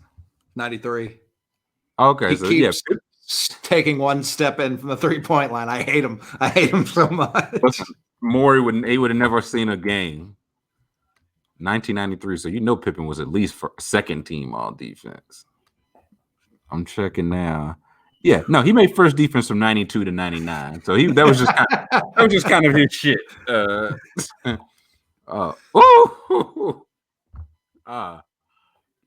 Listen, he was slick a 50-40-90 guy. Yeah, it really is. Give it back to him. Jordan, Jordan jumped out of his shoes, man. I keep looking at me. He's like, "What's going on? Who's that guy?" Tell him to stop doing that shit. Tell him to stop doing that. Wow. He's lighting them up. Oh, they're running pick and roll. They got the Bulls in a tizzy. Of course, the one time I'm able to find like a game that 3 people ever have watched on YouTube, no one's here. Not a soul. No live, this would have been someone like drawing it in real time. That's Bob Lanier versus what's Jerry Sloan when he played for the Bulls? Ooh. Oh, he is wet. Like how?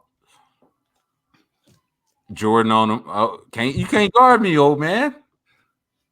Floater. See, I need LaBradford on the program. We might need, yeah. This is one of those, like, he's a Louisville guy. Yeah, that's what I thought about. Like, I get, okay, yeah, he's not going to go 15 for 20 every night. But the way he's getting some of these looks, like, what? Right. How could you not turn this to, like, a good bench guy? Like, you just give him Pippen and Jordan the blues, and next game you just go. Oh, man. Like, it's a close game. These are not game. In Chicago. These are not garbage time buckets. Whap. Yeah, Jordan chasing him around like a dog in a mail truck. Man. He got BJ Armstrong in hell.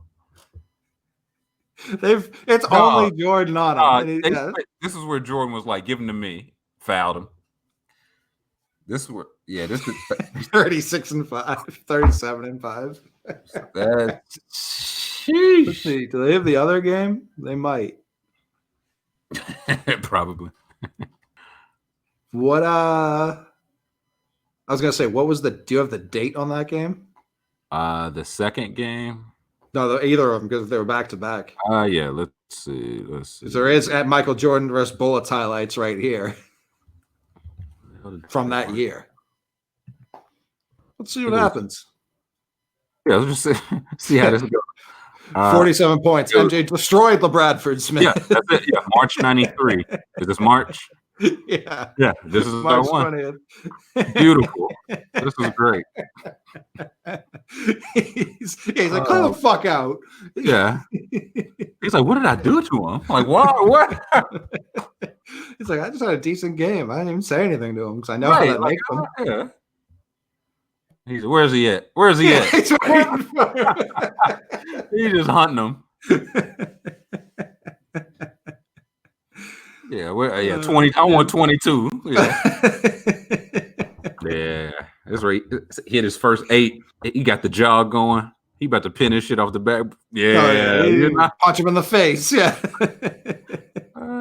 He's seeking him right out. Wow. That's Michael Jordan, man. He's worried people might think he's a dickhead because of this documentary. Yeah, this is. I've ruined this pristine image I've created after all these years. Yeah, he didn't sleep. No, heavens no. He didn't sleep it's a good night. So this is. They always they still do the home and homes. Always a game in between. Like that game, Mike ain't said a word to anybody, man. That LaBradford Smith game, man. This is very funny. The Wizards were 18-45. The Bulls were 45-20. Easily Jordan's least favorite team from the '93 season. You want to take a stab at LeBrad's stats here in this game? He only had like 4, right? No, he had 15 points on 5 for 12 shooting. Okay, that's still not bad. Yeah. Listen, he was a career 7 point a game guy. He played 3 years in the league. Like, this was the year where he 22 minutes off the bench, 9 points, 3 assists a game, shot 46, 35, 86. But of course was taking no threes. Nobody was. But was this injuries? He just played this is when he was 23. He played when he was 24, and that's it. That's it for his NBA career. Yeah, this is a Gatorade High School Player of the Year. Something must have happened. Jordan had him blackballed. I was gonna say, listen, you see the game. This ain't the game of somebody random hunt. This is a game of a Gatorade High School Player of the Year. Right. Yeah, went to Louisville, one of the more prestigious programs, and all have got this was no scrub. I was gonna say, listen, at that time, let's say he did 4 years at Louisville, average 13, 12, 14, and 17, 48, 34, 87 career shooting. He was first round pick, 19th pick, 91 draft, which was the Larry Johnson draft. Jordan's still fuming. He had 47 this game? Yeah. I swear, yeah. 47. If we ever get a chance to talk to Jordan, I'm asking him about this because I know he'll remember. That's all I want to ask him about. Yeah. No way. I can't remember where it might have been last time I was in the. It was like if you could get one question with Jordan, I was like, I'd have to find something so obscure, but I know he'd remember. Like if I could find another, there's got to be another version of this. He played like 15 years. It's like you remember that night Dale Curry was just put 10 threes in your eyes. He was like, yeah, March '92. Yeah, I remember that in Charlotte. Yeah. And that fucking kid on the sideline shooting threes. Talking to Jordan, the only things I would want to talk to him about are exactly this game right here, and like really just his take on all the basketball that's happened after him. Like I feel like that's and Ficker. Well, obviously Ficker, yeah. Actually, no, yeah. That's this game right here too. Boy, oh man, if they cut to him in the crowd, I'm gonna lose it. He might have left at halftime. He's like, "Now Jordan's." Ficker's like, "I know when I've been bested." I'll see you next time, Mike. He's like, "All right, Robin, get home safe, man." Yeah, he's like, "Yeah, no, it's not your fault." Yeah. I see you guys. He's like, "Yeah, we play it second week of April." It's like,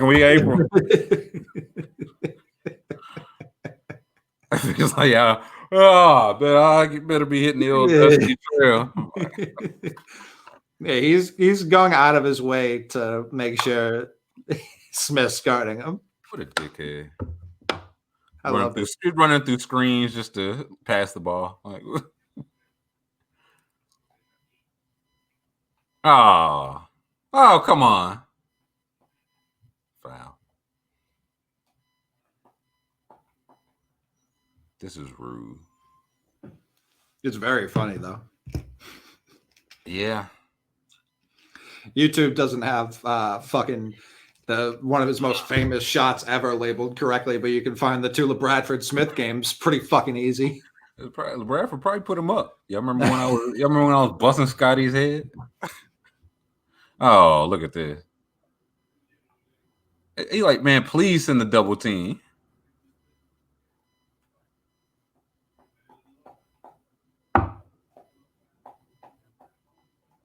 They have 20 points, man. He way too focused for a whooping this substantial. Yeah, he's like they tried to pull him. He was like, "Oh, what was that stat?" I'm sure that stat was preposterous. He led the Bulls in scoring 52 of the 60 games this year. Seems low. This guy won like 10 straight scoring titles. Somebody 8 different times Scotty got hot. Not buying it. Oh yeah, I think I saw glass now.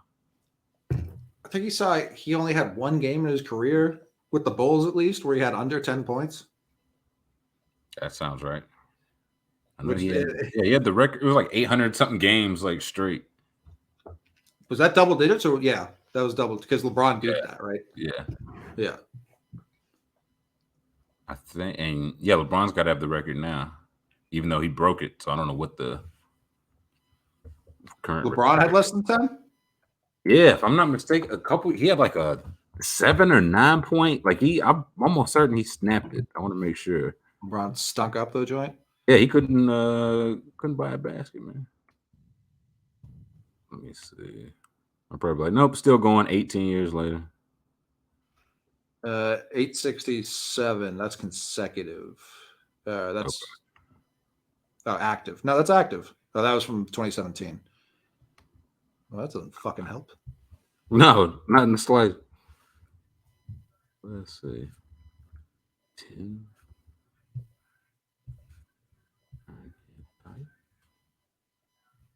Yeah, I have no idea. Well, LeBron's. Here we go. I get it. Okay, go ahead. It is. I don't know. Maybe it is still.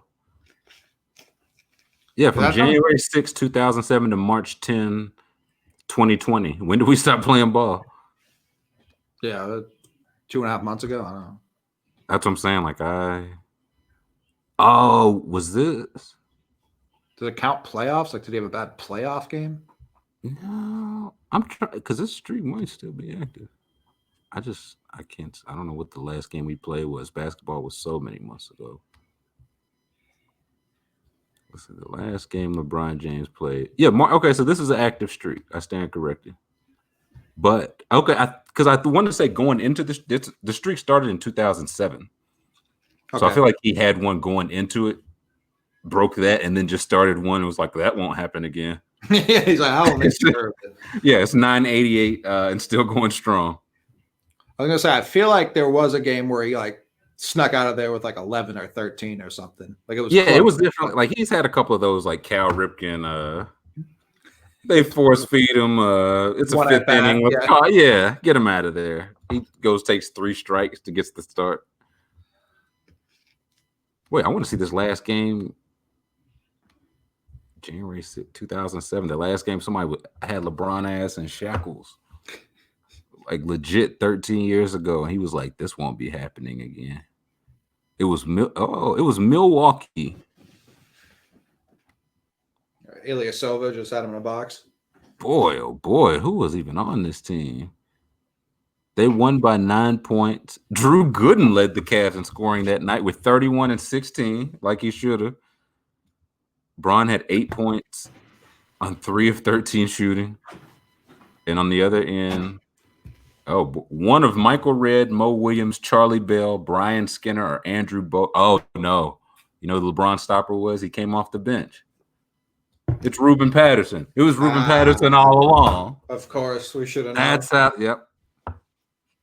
He did that like one. They were like, oh, boy, he's the Ruben Patterson stopper. Or the LeBron James stopper. I'm sure he gave him 900 points the next time they played. I was going to say, to be fair, Ruben Patterson was also the Ruben Patterson stopper. He was also his teammate stopper, man. Punched his teammate in the face. That'll happen. Who among us? Look at the old man get busy. Yeah, just recommended Jordan versus T-Mac. I was like, all right. Okay. But go ahead. No, I was going to say, someone's trying to start a narrative in my mention that peak T-Mac was better than peak Kobe. It's just not true, guys. It's just not true. Did T-Mac win MVP? No. Then no. I'm not even sure how particularly close he got, honestly. Like his best years, we were terrible, so I don't know how high he got. And then later on, like I'm not even sure how many top like 3 or 5 appearances he had. What a terrible shot. That wasn't great. He had 7 straight years. Because I asked you, like, of all it was like who would have had the best career? It was T-Mac, Grant Hill, Penny Hardaway, Derrick Rose, and Brandon Roy. Yeah. I think it's Grant Hill, like pretty comfortably. Okay. I would, if I could go back and give it the health to one of those guys, which is the other question you see a lot, I'd give it to Brandon Roy. Because he was just so fun. And part of him being so fun was him like being injured and then coming back. And then like that game against the Mavericks where he just went crazy. Yeah. In the playoffs is one of the most fun I've had watching basketball. Rose won that MVP pretty early. I feel like year 3. Yeah, I feel like because he's just so easy to hate, it's easy to not want to give him this, but I think he's probably like 2 or 3 here. But I would say Penny too. I feel like T-Mac's almost discluded. Like he had a very long stretch where he was healthy.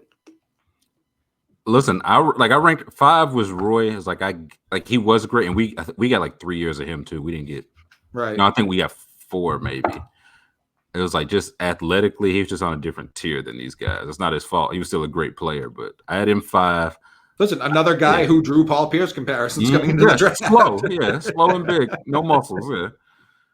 Yeah. I had McGrady 4 because Tracy McGrady played at least 64 games 10 times. Right.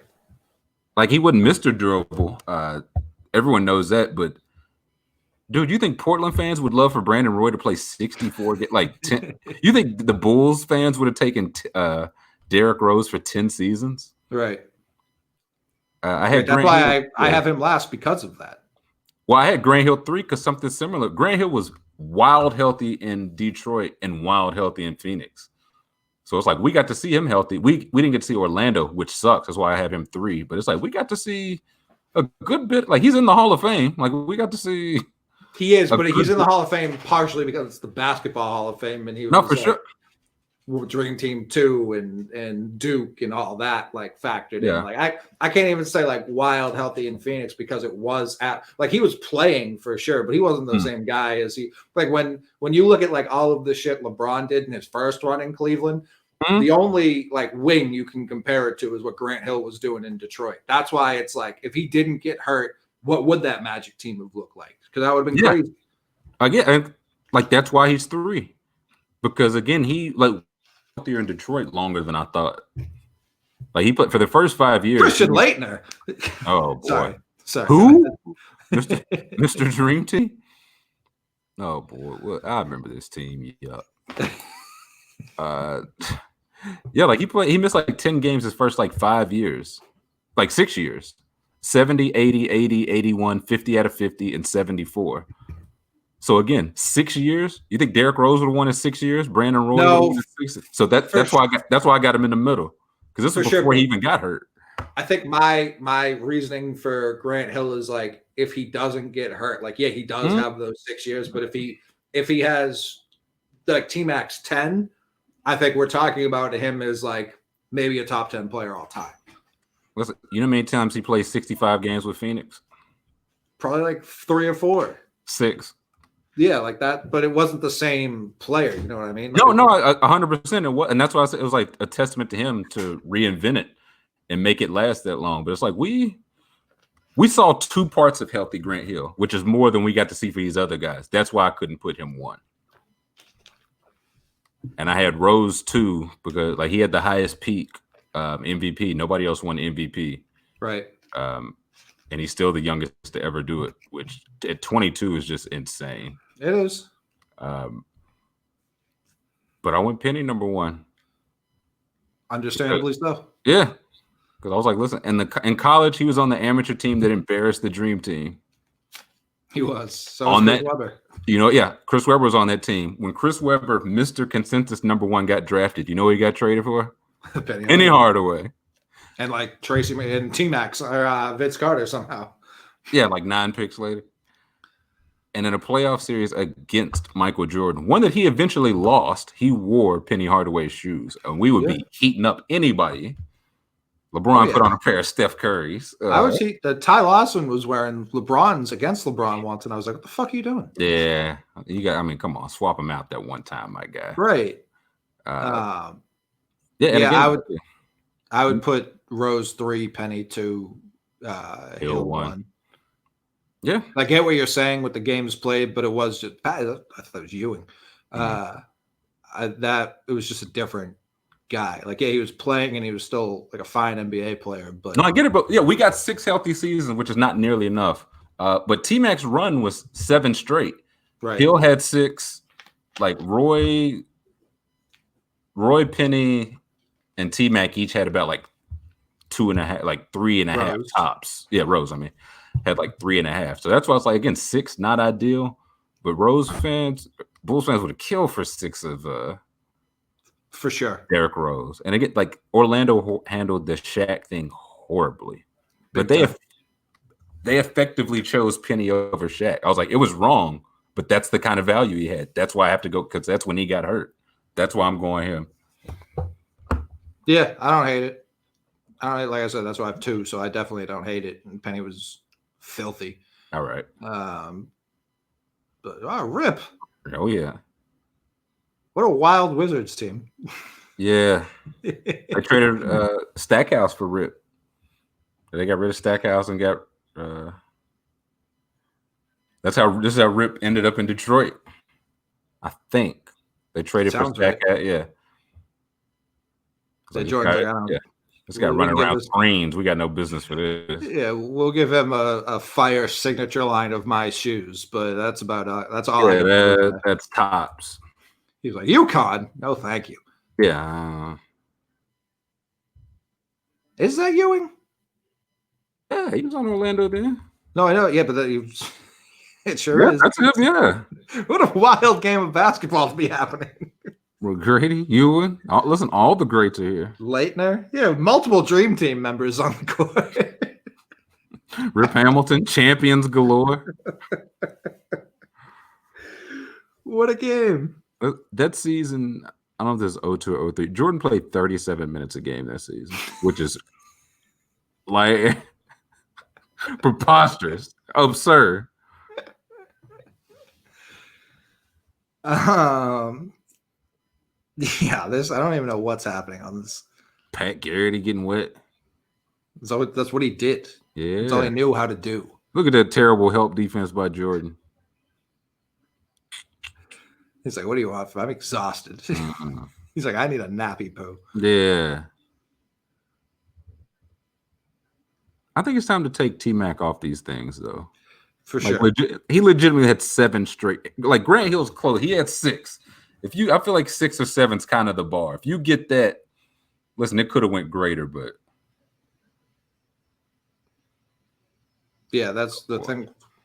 Hill to me just would have just been one of those all-time guys, which would have sucked because he was a Duke guy and he was very boring as a human being, but sure. Dude could hoop. Tremendous hoop. Handsome devil. Mm-hmm. Great sweater collection. And again, he did the Vince Carter shit, but he was actually good. Right. Staying on forever. Yeah, it was good times. I remember when Grant Hill almost died because of like his ankle surgery, and people were like, this guy just doesn't want to play. I was like, this is fun. I love being a Magic fan. This is awesome. He just doesn't want it. I've gone long enough. Feed me the Ichiro stats. Oh boy. Well, you want the Ichiro stats or the column? Oh, yeah, the column, excuse me. That ripped him to shreds. Oh man, I gotta find it. We had 20 minutes of Ichiro highlights that are gonna be playing. Tremendous. This is much better. The recording like this? Or yeah, just having any of these random rants. Damn. It was like a Times article too, because I was like, I hope I can read this. Yes. This is an inside the park home run. Certainly feels that enough. Triple. Oh yeah, and this is old man Ichiro. Yeah, why did they start here? Working backwards for some reason. Yeah, Miami Marlin, Ichiro Suzuki. That's what we all remember him as. Dude, where is that article? I couldn't believe it, Mick. Walk-off home run, Ichiro Suzuki. Oh, I think we're getting warmer. New York Yankee, Ichiro Suzuki. They're gonna show him like doing some shit in his backyard. Yeah, like just no Mariners highlights. Yeah, him just fixing himself a plate. RBI single, Ichiro says, "What is this highlight reel?" Who put this together? Ichiro. Listen, here we go. I learned that too. Ichiro would never put together his own highlights. No, he's one of those guys. He threw a bat one time and like brought it up to his hotel room to like sleep in the bed. He's like, I felt bad. Like, he's one of those guys. Like he's still swiping, taking a free base in Miami. It's a free base. I love how these balls like he's playing every position in the outfield somehow. He's like, hey, I'd like to play some left today. They're like, yeah. Whatever, dude. Go. Maybe that's what they're showing. Yeah, he somehow played all 9 positions. We're just learning. Found it. Thank heavens. New York Times. Byline, Benjamin Hoffman. Oh, no, not now, ad. Stop seeing this ad. Leave me alone. Oh, my God. It showed me like so many ads. I don't even know if it's going to let me read the fucking article now. Jesus Christ, New York. Open in incognito mode. You're killing me, Times. It's okay. I'm just watching Ichiro shag some balls. I was like, probably literally, not even. There we go. July 9th, 2011. It was April 2001. Oh, fuck. It did it. I think they're on to that. Yeah. They are on the incognito mode. It's upsetting. Yeah. Damn. If I can't read it from my phone, we're just out of luck. I was gonna say, have you read it before? Clearly you have. Oh yeah. You've gone to it too many times this month. I think I've only read it. I've only read this article. I'm gonna search to see if somebody posted it for the SB Nation Mariners team or something. Oh, this is upsetting. I'm gonna rob Ortiz of a dinger. That's exactly what he did.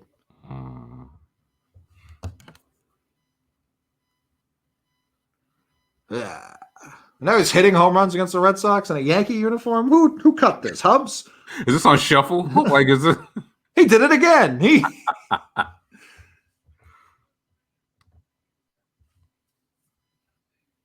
That was rude.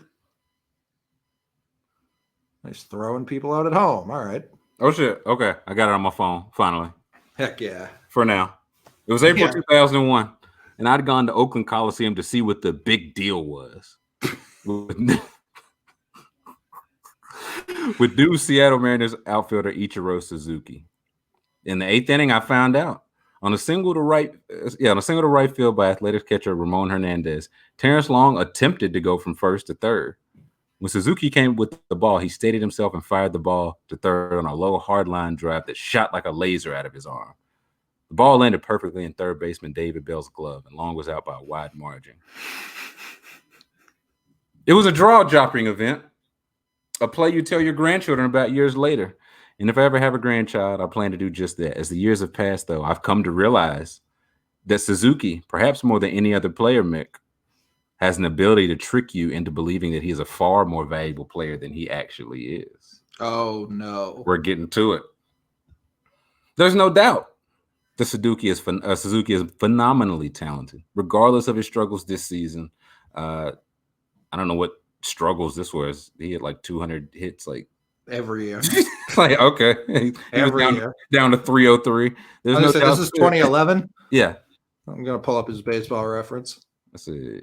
Yeah, there's no doubt that Suzuki is phenomenally talented, regardless of his struggles this season, and that his skill set makes him a fan favorite. The issues boil down to 3 categories. How effective is he as an offensive player? How much does he do to help his team score runs once on base? And how much can his defense be applied to his test of greatness when he plays right field? On base machine? Suzuki's accomplishments are well known. He holds a single season hits record. He's recorded at least 200 hits in each of his previous major league seasons. He hits well above 300 every season. But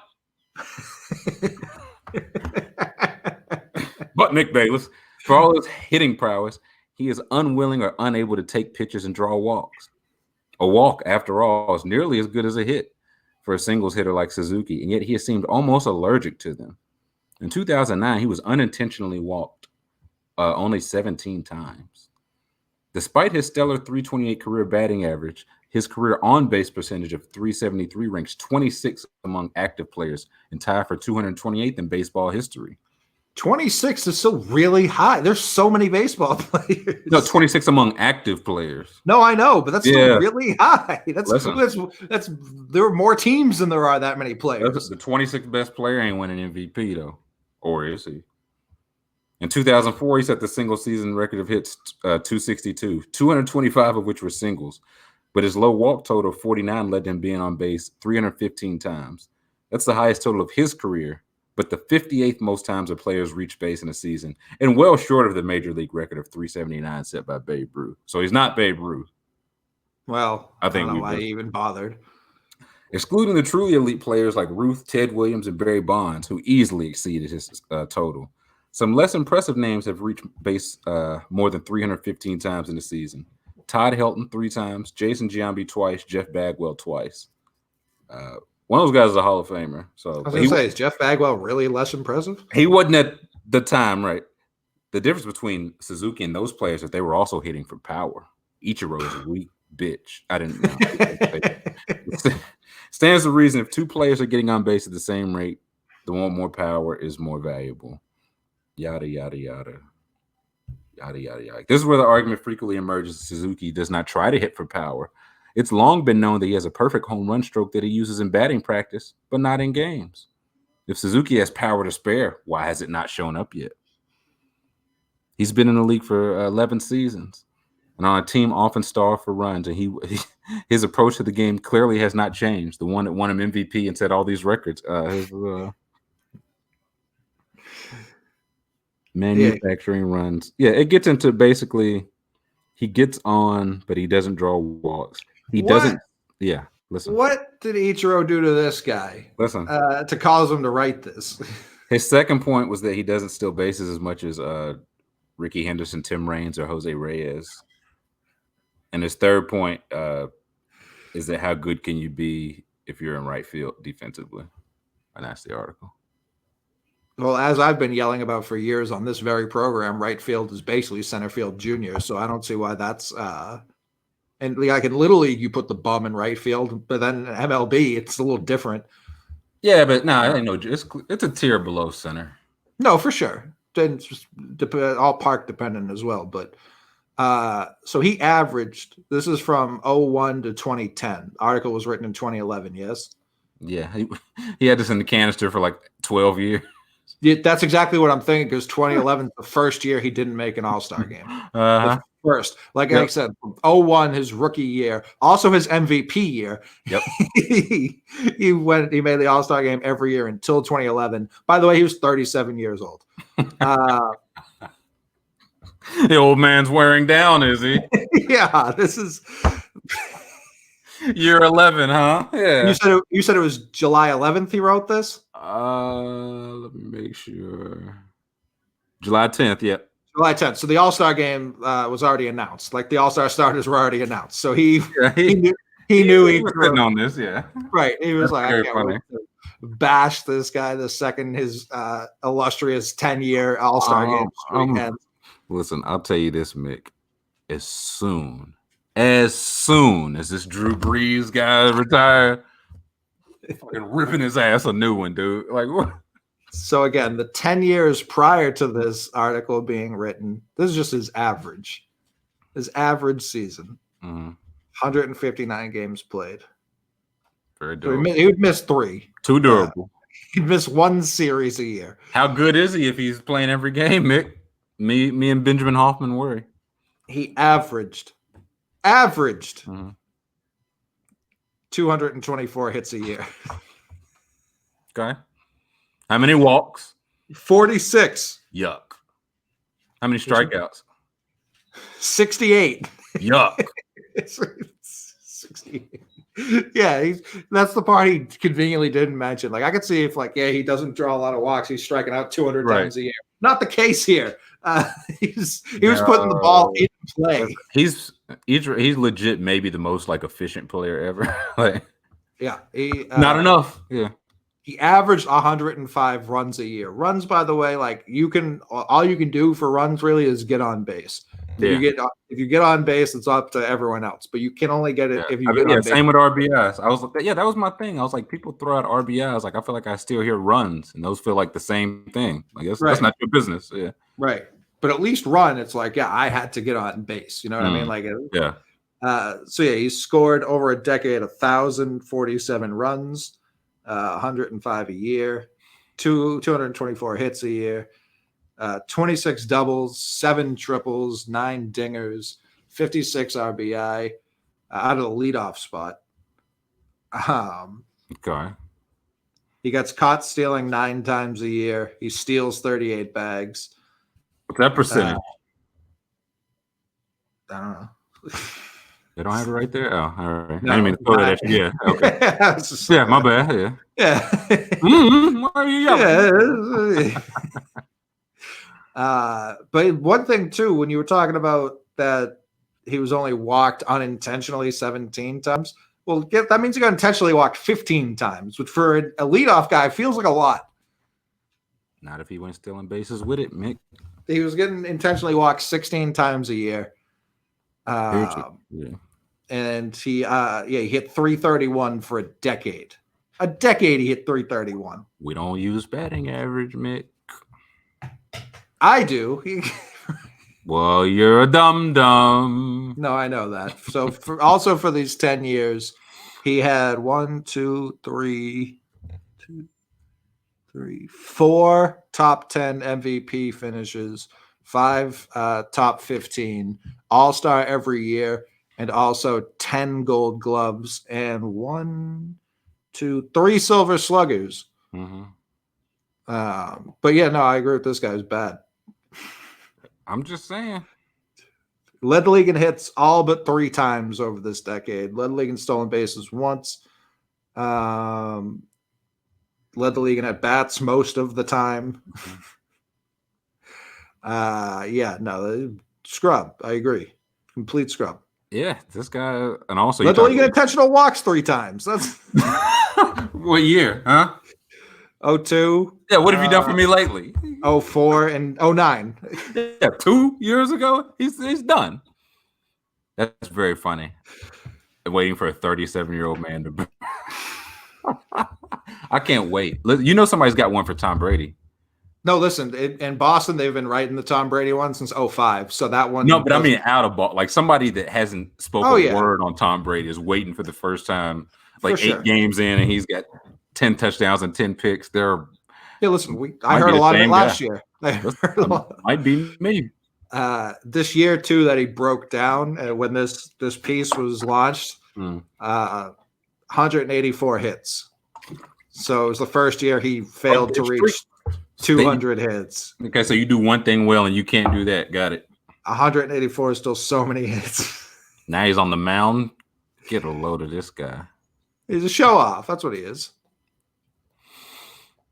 He was doing a lot of work for this bad Marlins team. I'll tell you what. Yeah. Listen, I'll say that Ichiro's just one of those guys, man.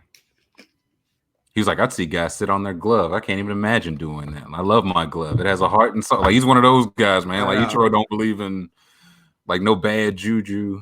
And I think that's how he played. More interesting than all the hits, he played for 28 professional seasons. He was a professional athlete from 1992 to 2010.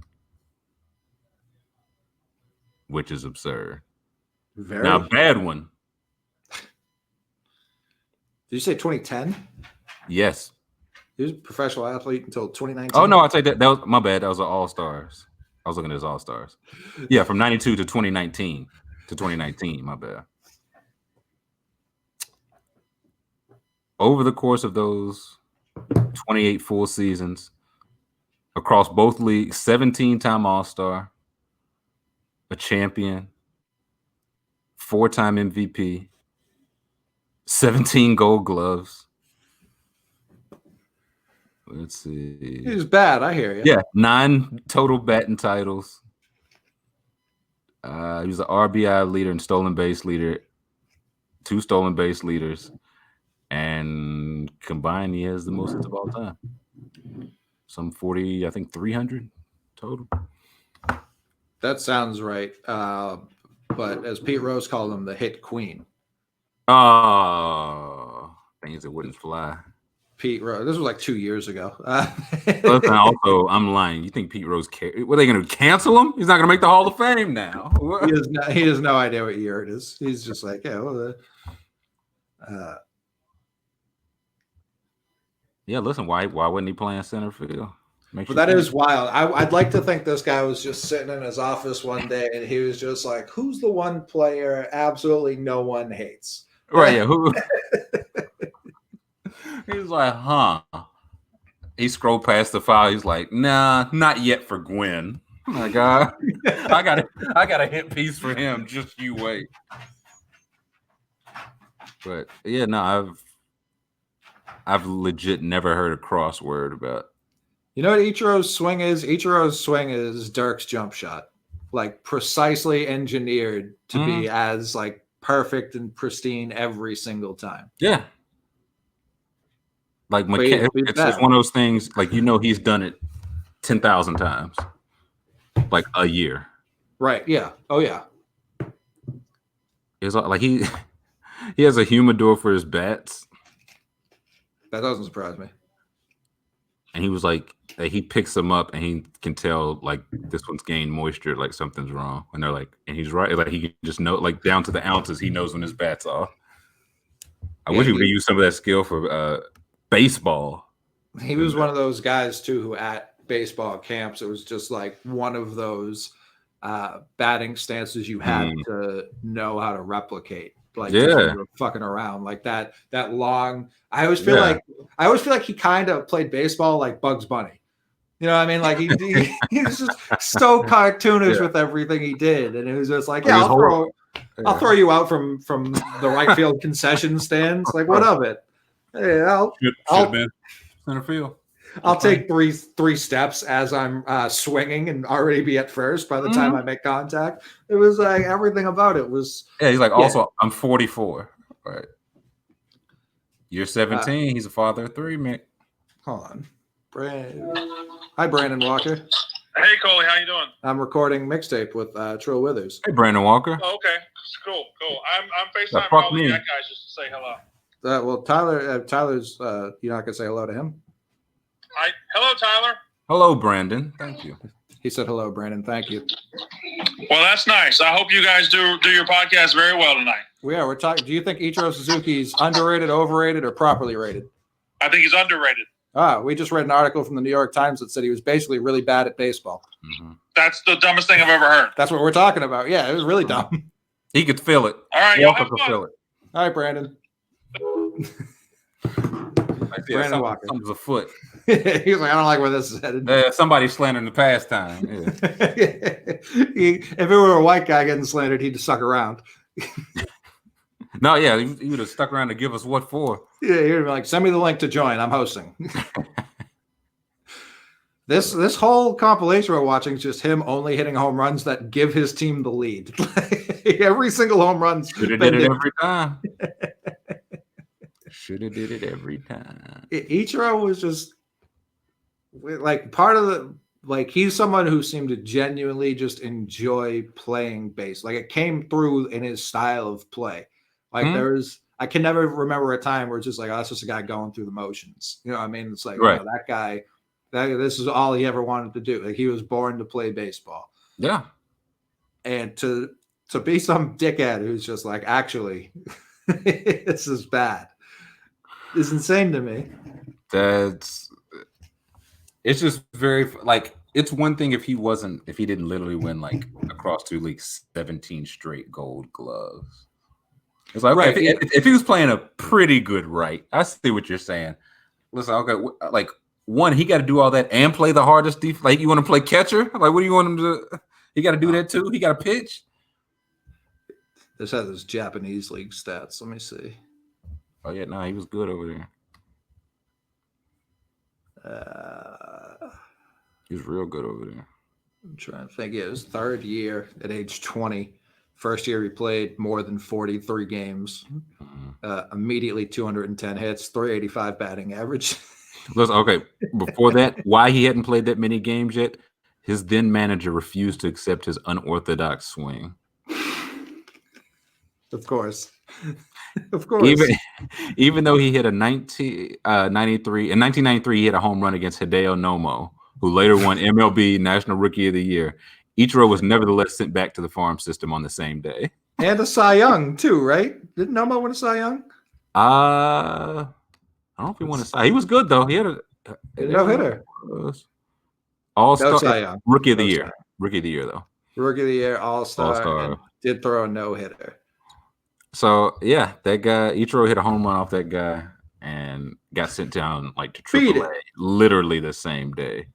In 1994, he had benefited from the arrival of a new manager who played him every day in the second spot of the lineup. Easiest manager upgrade of all time. You got any plans, man? I don't know. The guy that's hitting 450, I think I'm going to play him often. Is it not going to average all these?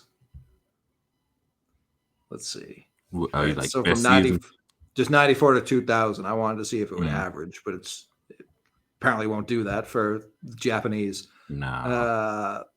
He was the number 9 prospect coming into the league. That feels low. No power. Listen, he was 5'9" and weighed 124 pounds. What would you have given 27-year-old Ichiro coming into the major leagues? Oh boy. A firm handshake and a wish of good luck. Yeah, I mean, is he playing right or is he playing running back? What's he playing? No, probably whatever he wanted. I was gonna say it's baseball. It's like, I can sign you for the next 7 years. I was just like, okay, well, I have to pay $100 million just to talk to your team. Okay, all right. This wasn't even that then. I think he was just a regular free agent because he had played so long. Like that's the thing with like Daisuke and them, since they were like mid-20s, and Ohtani was like, he's still super young. I think he's like 24, maybe still. Yeah. That's when you have to like pay to talk to these teams. But certain guys, like that was part of his agreement. He could not go until 2001, and he went and immediately won MVP. So, so yeah, it's year one, 385, 445 on base, 994 OPS. Year two, this is just year two of like full playing time. His average dipped from 385 to 342. Pathetic. His home runs doubled from 13 to 25. His OPS was 976. So he had an OPS over 900 every year in Japan. All of them. Year three, 356. Year four, 345, 358, 343. He saved his best for last. 387 with a 999 OPS. Not bad for a guy who probably hit 12 home runs. He did hit exactly 12 home runs this last year. He was juicing. He was up to 138. But I just remember thinking the funniest thing is that it's really incompetent managers everywhere. It's just everywhere, all over the world. A guy just looked at Ichiro and was like, "Why is he swinging like that?" And it's just, like his bench coach was like, "Because the bat's hitting the ball." Like, yeah, I don't like it. Okay, so in 2007, he played only center field for the Mariners. Okay. And won a Gold Glove. Yeah, he didn't mention that in the article, huh? No, sure did. Also, when he leads out, the play he's talking about was April 2001, like the rookie MVP year. He sat on this for 10 years, literally.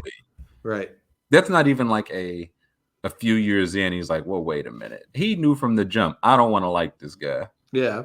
He wrote that article in his mind, that game he talks in his lead when he was like, decent throw, I guess. I've seen Jose Guillen do the same I was thing. going to say, he's no Roberto Clemente. I was like, MVP, Rookie of the Year, 10-time All-Star, 10-time Gold Glove, 3-time Silver Slugger, 2-time batting title, All-Star Game MVP.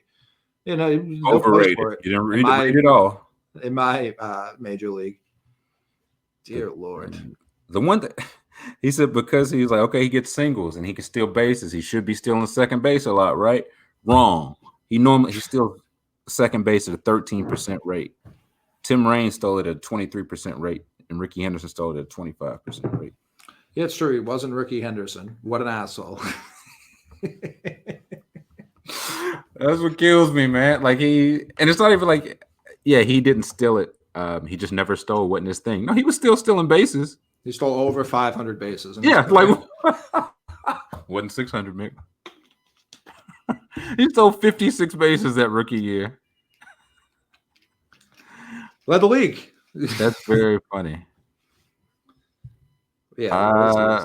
I got no didn't steal second enough though, and also the defensive part of it is legit. Like 3 small paragraphs. I was like, he wanted to say he had 3 points. Right. He was like, I'm gonna crush it here. He dropped the to borrow a football phrase, if a cornerback could catch, he'd be a receiver. If Suzuki had the skills to play a more demanding position like shortstop or even center field, he would have been playing there. None of this is an attempt to say that Suzuki is not a fine baseball player. His durability and consistency should not be dismissed. I fully expect him to be elected to the Hall of Fame when he is eligible. He would hardly be the least qualified member of the institution. But when I watch this game and I try to separate the wow from the actual value, I'm often left wanting when it comes to Suzuki and how he puts his many talents to use. That's Benjamin Hoffman, July 9, 2001, filed to the New York Times. Why did they run this? Like what?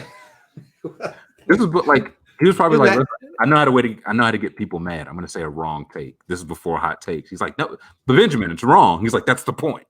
But this is like so bad that it's like it can't even get a rise out of people. Listen, Ben's on Twitter. Like, I just think this guy's a buffoon. Like when Skip trolls LeBron, there are a lot of people who agree with him. That's why it works. Right. Like, it's not that people yell at Skip, it's that people yell at the people who agree with Skip. Right. I'll say this: there's got to be some people that agree with him, though. Nobody in baseball likes fun. Like this was slick the start of it, man. Like 2011, that's when all the. Because I'll say, like Bill James, I think Bill James like created Frankenstein because I think he loves baseball and created the numbers to show how much he loves it. And other people took it and was like, okay, now this guy stinks. And he was like, wait, no. I didn't mean that. Yeah. Listen, Bill James also hates baseball. Does he? Damn. He has some of the Red Sox because he works with the Reds. Do you not remember this from last year? I remember with something.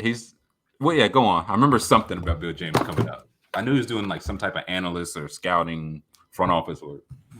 I'm trying to remember last year because the Red Sox had to issue an apology on behalf of him. It was. I'm sure. What did he say? Mike Trout would be no good if he was Mexican. Nah, what did he say? I can't remember. I don't remember it being. No. If he was Miguel Trout, no one would know his. Let's see. With Suzuki, there's less than meets the eye. That is hilarious. For a first ballot Hall of Famer, that is hilarious. Listen, Kansas City Star, I can just go find this information elsewhere. You want to log in? Not particularly. What the fuck did he say?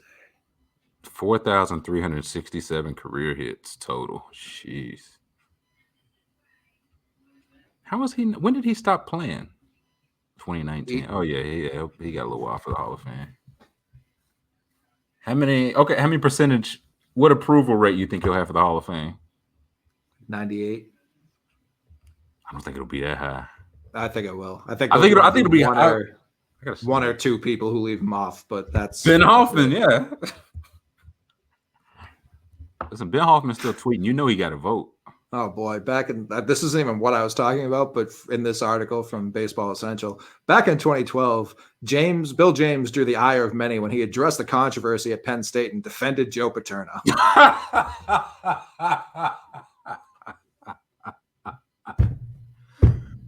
Analytically, there were tons of kids he could have abused. Jesus Christ. In 2017, James once again emerged online.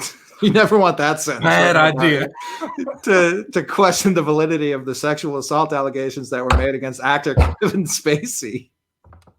James published a Twitter poll asking his followers whether or not he did it. Asking whether or not a public figure such as Spacey should have to answer for, and I quote, unsubstantiated allegations about what happened 30 years ago. Oh, no, Bill. Nah, I didn't remember. I remember he said something baseball-wise, like about Mike Trout maybe, that made people mad. I didn't remember any of this. The baseball thing he wrote. Oh, no, Bill. These are tough. The baseball thing he wrote, he theorized that players in Major League Baseball are just as important as the beer vendors, and that the game would go on if they all retired and were replaced the next decade. That's the one I remember. That's the one I remember. Quote, if the players all retired tomorrow, we would replace them. The game would go on. In 3 years, it would make no difference whatsoever. Yeah, that's... Listen, I know like the players got bad. I love that take. That's such a great take. I gotta say, but it is that and Manfred saying like the hunk of metal. I'm convinced nobody in baseball likes baseball. Not a chance, not a soul. Nobody. I think Buster Olney is the only person that likes baseball. Buster Olney, no, because there are a couple of them. Like, Kirkland loves it. Hassan, like I think a couple of those guys really do like fuck with baseball. Like we just want to report it, whatever it is, whatever it looks like. We want to report it. And then apparently Bill James, who is like, listen, the kids in cages. Do we know what those kids did? His first yes or no? Vote. Yeah. His first bad tweet appears to have been, by the way, Baseball Reference warrants this that the most valuable player in the AL in 1966 was not Frank Robinson, but Earl Wilson, a pitcher, 18-12 with a 3.43 ERA, 1 point better than league ERA of 3.44. Look it up. No offense, just thought I would mention it. I don't know. Yeah, that's somebody who doesn't like fun because there's no point to. So I take that back. No, Bill James. They like truth. They want. Oh God! Care about I was wondering why people were furious about that. Many people who enjoy baseball also enjoy the same metrics and statistics. But was this really necessary to tweet on the day Robinson passes? Oh boy, read the room, Bill. Yeah, I was like, was this a thread? Then the next one, he called him the N-word. Like, why was this so bad? Oh, he just died that day. All right, yeah, thanks. Analytically, Brand Tricky was a dumb. Should have never signed him. Slow-footed Robinson. Yeah. Boy. No, I did not know that one. And he worked for the Red Sox from 2003 until 2 years ago. I see. Yeah, he's got a controversy tab, which is not good. Mm-hmm. Dowd report controversy. I love the Twitter poll. That's like I'm saying though. Like I mean, you know what I mean? He was in American Beauty. I think he did that shit. I want to see what he said about Joe Paterno. Let's see. Oh, I've got it. I think. Let me see. Oh, yeah. On November 4th, 2011, Jerry Sandusky was indicted for committing sex crimes against young boys, which brought the Penn State child sex abuse scandal to national attention. On December 11th, 2001, like a month later, James published an article called "The Trial of Penn State," depicting an imaginary trial in which Penn State defended itself against charges of "quote unquote" acting rashly and responsibly in the matter of Joe Paterno in such a manner that they defamed, libeled, and slandered Paterno, unfairly demolishing his reputation. On July 12, 2012, the Free Report was released, charging Paterno's and 3 other officials with covering up the reports and enabling the attacker to prey on the other children for more than a decade. Soon afterwards, during an interview on ESPN Radio, James claimed that Free's Report's characterizations of Paterno as a powerful figure was wrong, and that it was not Paterno's responsibility to report allegations of child molestation to the police. So this is the Malcolm Gladwell thing. Like, is it? I mean, he knows the 4-3 and the 3-4. He doesn't know child rape. I mean, who among us? Look, James went on to say, Paterno had very few allies. He was isolated and not nearly as powerful as people imagine him to have been. The guy with the statue literally out front of the stadium. When asked if he knew anyone who had showered with a boy they were not related to, James said it was a common practice when he was growing up. That was actually quite common in the town I grew up. That was quite common in America 40 years ago. Yeah, What happens when numbers people start venturing into the takes world.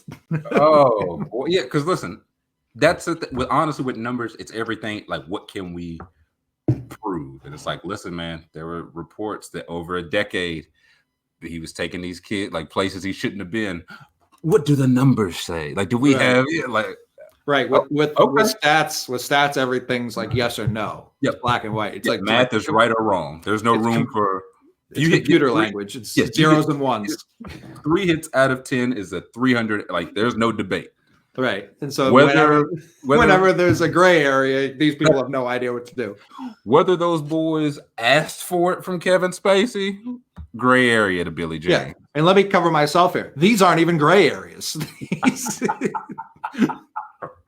Yeah, they're gray for Bill and no one else.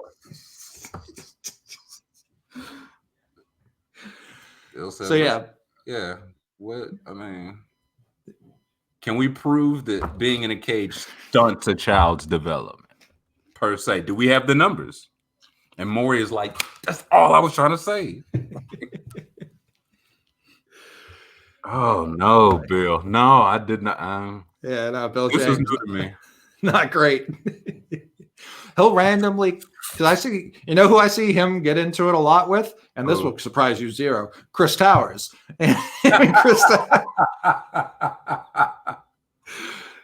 Him and Chris Towers have had some hysterical back and forth where Towers is just dragging him around. I might have to look these up. No, James is a serial tweet deleter. Even like in real time, he'll send off his take, and then once he sees like people not Chris Towers getting in there, he'll delete it. Oh no. But yeah, watch him in real time because Chris Towers will take an aside and be like, I've read everything this guy's ever written. Like if you told me like 10 years ago, I'd be like so disappointed in the guy I idolize. I was just like, yeah, that's rough. Yeah, no, that's like really like all your life. You're like, man, I don't know why. I just always loved Aubrey Huff. He's got a Twitter account. Yeah, I can't wait to follow Aubrey Huff. Let me see what the Huff man's talking about. And he's like, a man's sexual market value is 29. Like, I'm like, I just liked when he played some left field. Yeah, like, first base. What are you talking about here, Ob? He was in Tampa. I was in Tampa. I liked the team. Like, now he's talking about sexual market value on the bird. Oh no. I want to see what this doubt. There's another controversy.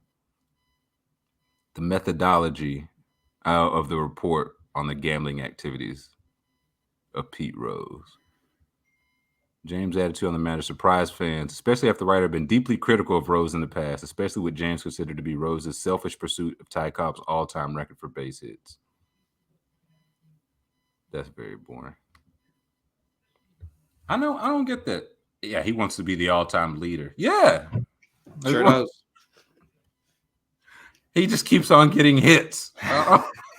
Makes me sick. Ben Hoffman was like, I know.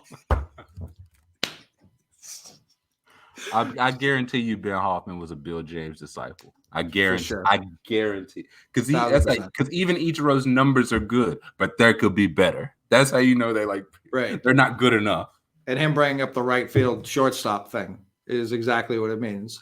But hey, listen, you could replace Ichiro with a tin can in 3 years. We wouldn't even know the difference. Yeah. Bill James is like, this motherfucker spitting. Like, that's such a strong take. You could replace every single baseball player could retire tomorrow. It would matter zero. Because this was he tweeted that out. And the reason the MLB was really pissed is because it was happening during that time when like Bryce Harper's contract, like no one was offering him anything. It wasn't that year; it was the year prior. It was like JD Martinez and players like that, where people were just like, he finally, it's exactly what it was. Like the league was trying to keep it like quiet that they were trying to bring down everyone's market value. And here's Bill James, a team employee, even if he was just a consultant of the Boston Red Sox, being like, I'd get 12-year-olds out there. Just like, I don't see the difference. Yeah, tape some gloves to some cats. It's the same thing. Like, listen, Mike Trout's 11 WAR season, right? It's going to cost you about $40 million. If I take a feral cat, he'll cost you a lot. He's not going to get you 11 wins. He's not going to cost you 11 times as much, though. Like that. That's value in the baseball world. Balance is what I'm looking for. You can get that feral cat for $3 to $4 million a season. Yeah, someone brought Bill James in for like a GM interview once, and they were like, listen, we love the numbers. We think analytics are the way of the future. We'd love for you to man our department. Yeah. Yeah. And they were like, what would be your vision? He's like, first of all, I'd trade everyone. He's like, you mean, everyone but Albert Pujols, right? He's like, no, I'd start with him. Yeah, first to go. Yeah. He's 26. There's nowhere to go but down. Yeah. He's like, you're right. I wouldn't trade him. I'd just cut him outright. Gone. Yeah, no, just out my door. I don't feel too good about people from down there, if you know what I mean. Yeah. Exactly. Like, Bill, no. So yeah, Bill James, not great. Nah, I didn't even know about the Spacey and Paterno stuff. That's wild. The thing about that, the guys who think like that, there's still more. Like something else is going to happen. We haven't heard the last of Bill James' controversy section. Is what I. What do you think his next take is going to be? You think he got a COVID take? He would have already had it. They would have already come out. So you think he's still crunching the numbers? Without quite, he's the curve. We're already on the decline. Let's get this economy back up and running. Yeah, no, we can be back up by literally yesterday. I don't know. I don't know what his next hot take's going to be. Since we're so immersed in Corona, I don't know what it could be. It's gonna be a doozy, man. What's Oh coming yeah, up? I was gonna say like it was just Jackie Robinson Day. He chilled for that. that we know of. Yeah, I was gonna say against his better judgment. We just get to Larry Doby's birthday. He's like, listen, he wasn't that good. Yeah, no, no. I wouldn't even signed him in the Negro Leagues. He was not that. I'm sure he'll have an election take. Oh yeah, who you think Bill James voting for? You can put anyone in the White House. You're getting the same president. Listen, it's heritage, not hate, and I can prove it. Yeah, no, I'm sure that's what it'll be. Yeah, Bill James from Kansas. Oh, ain't he a Kansas basketball fan? Oh yeah.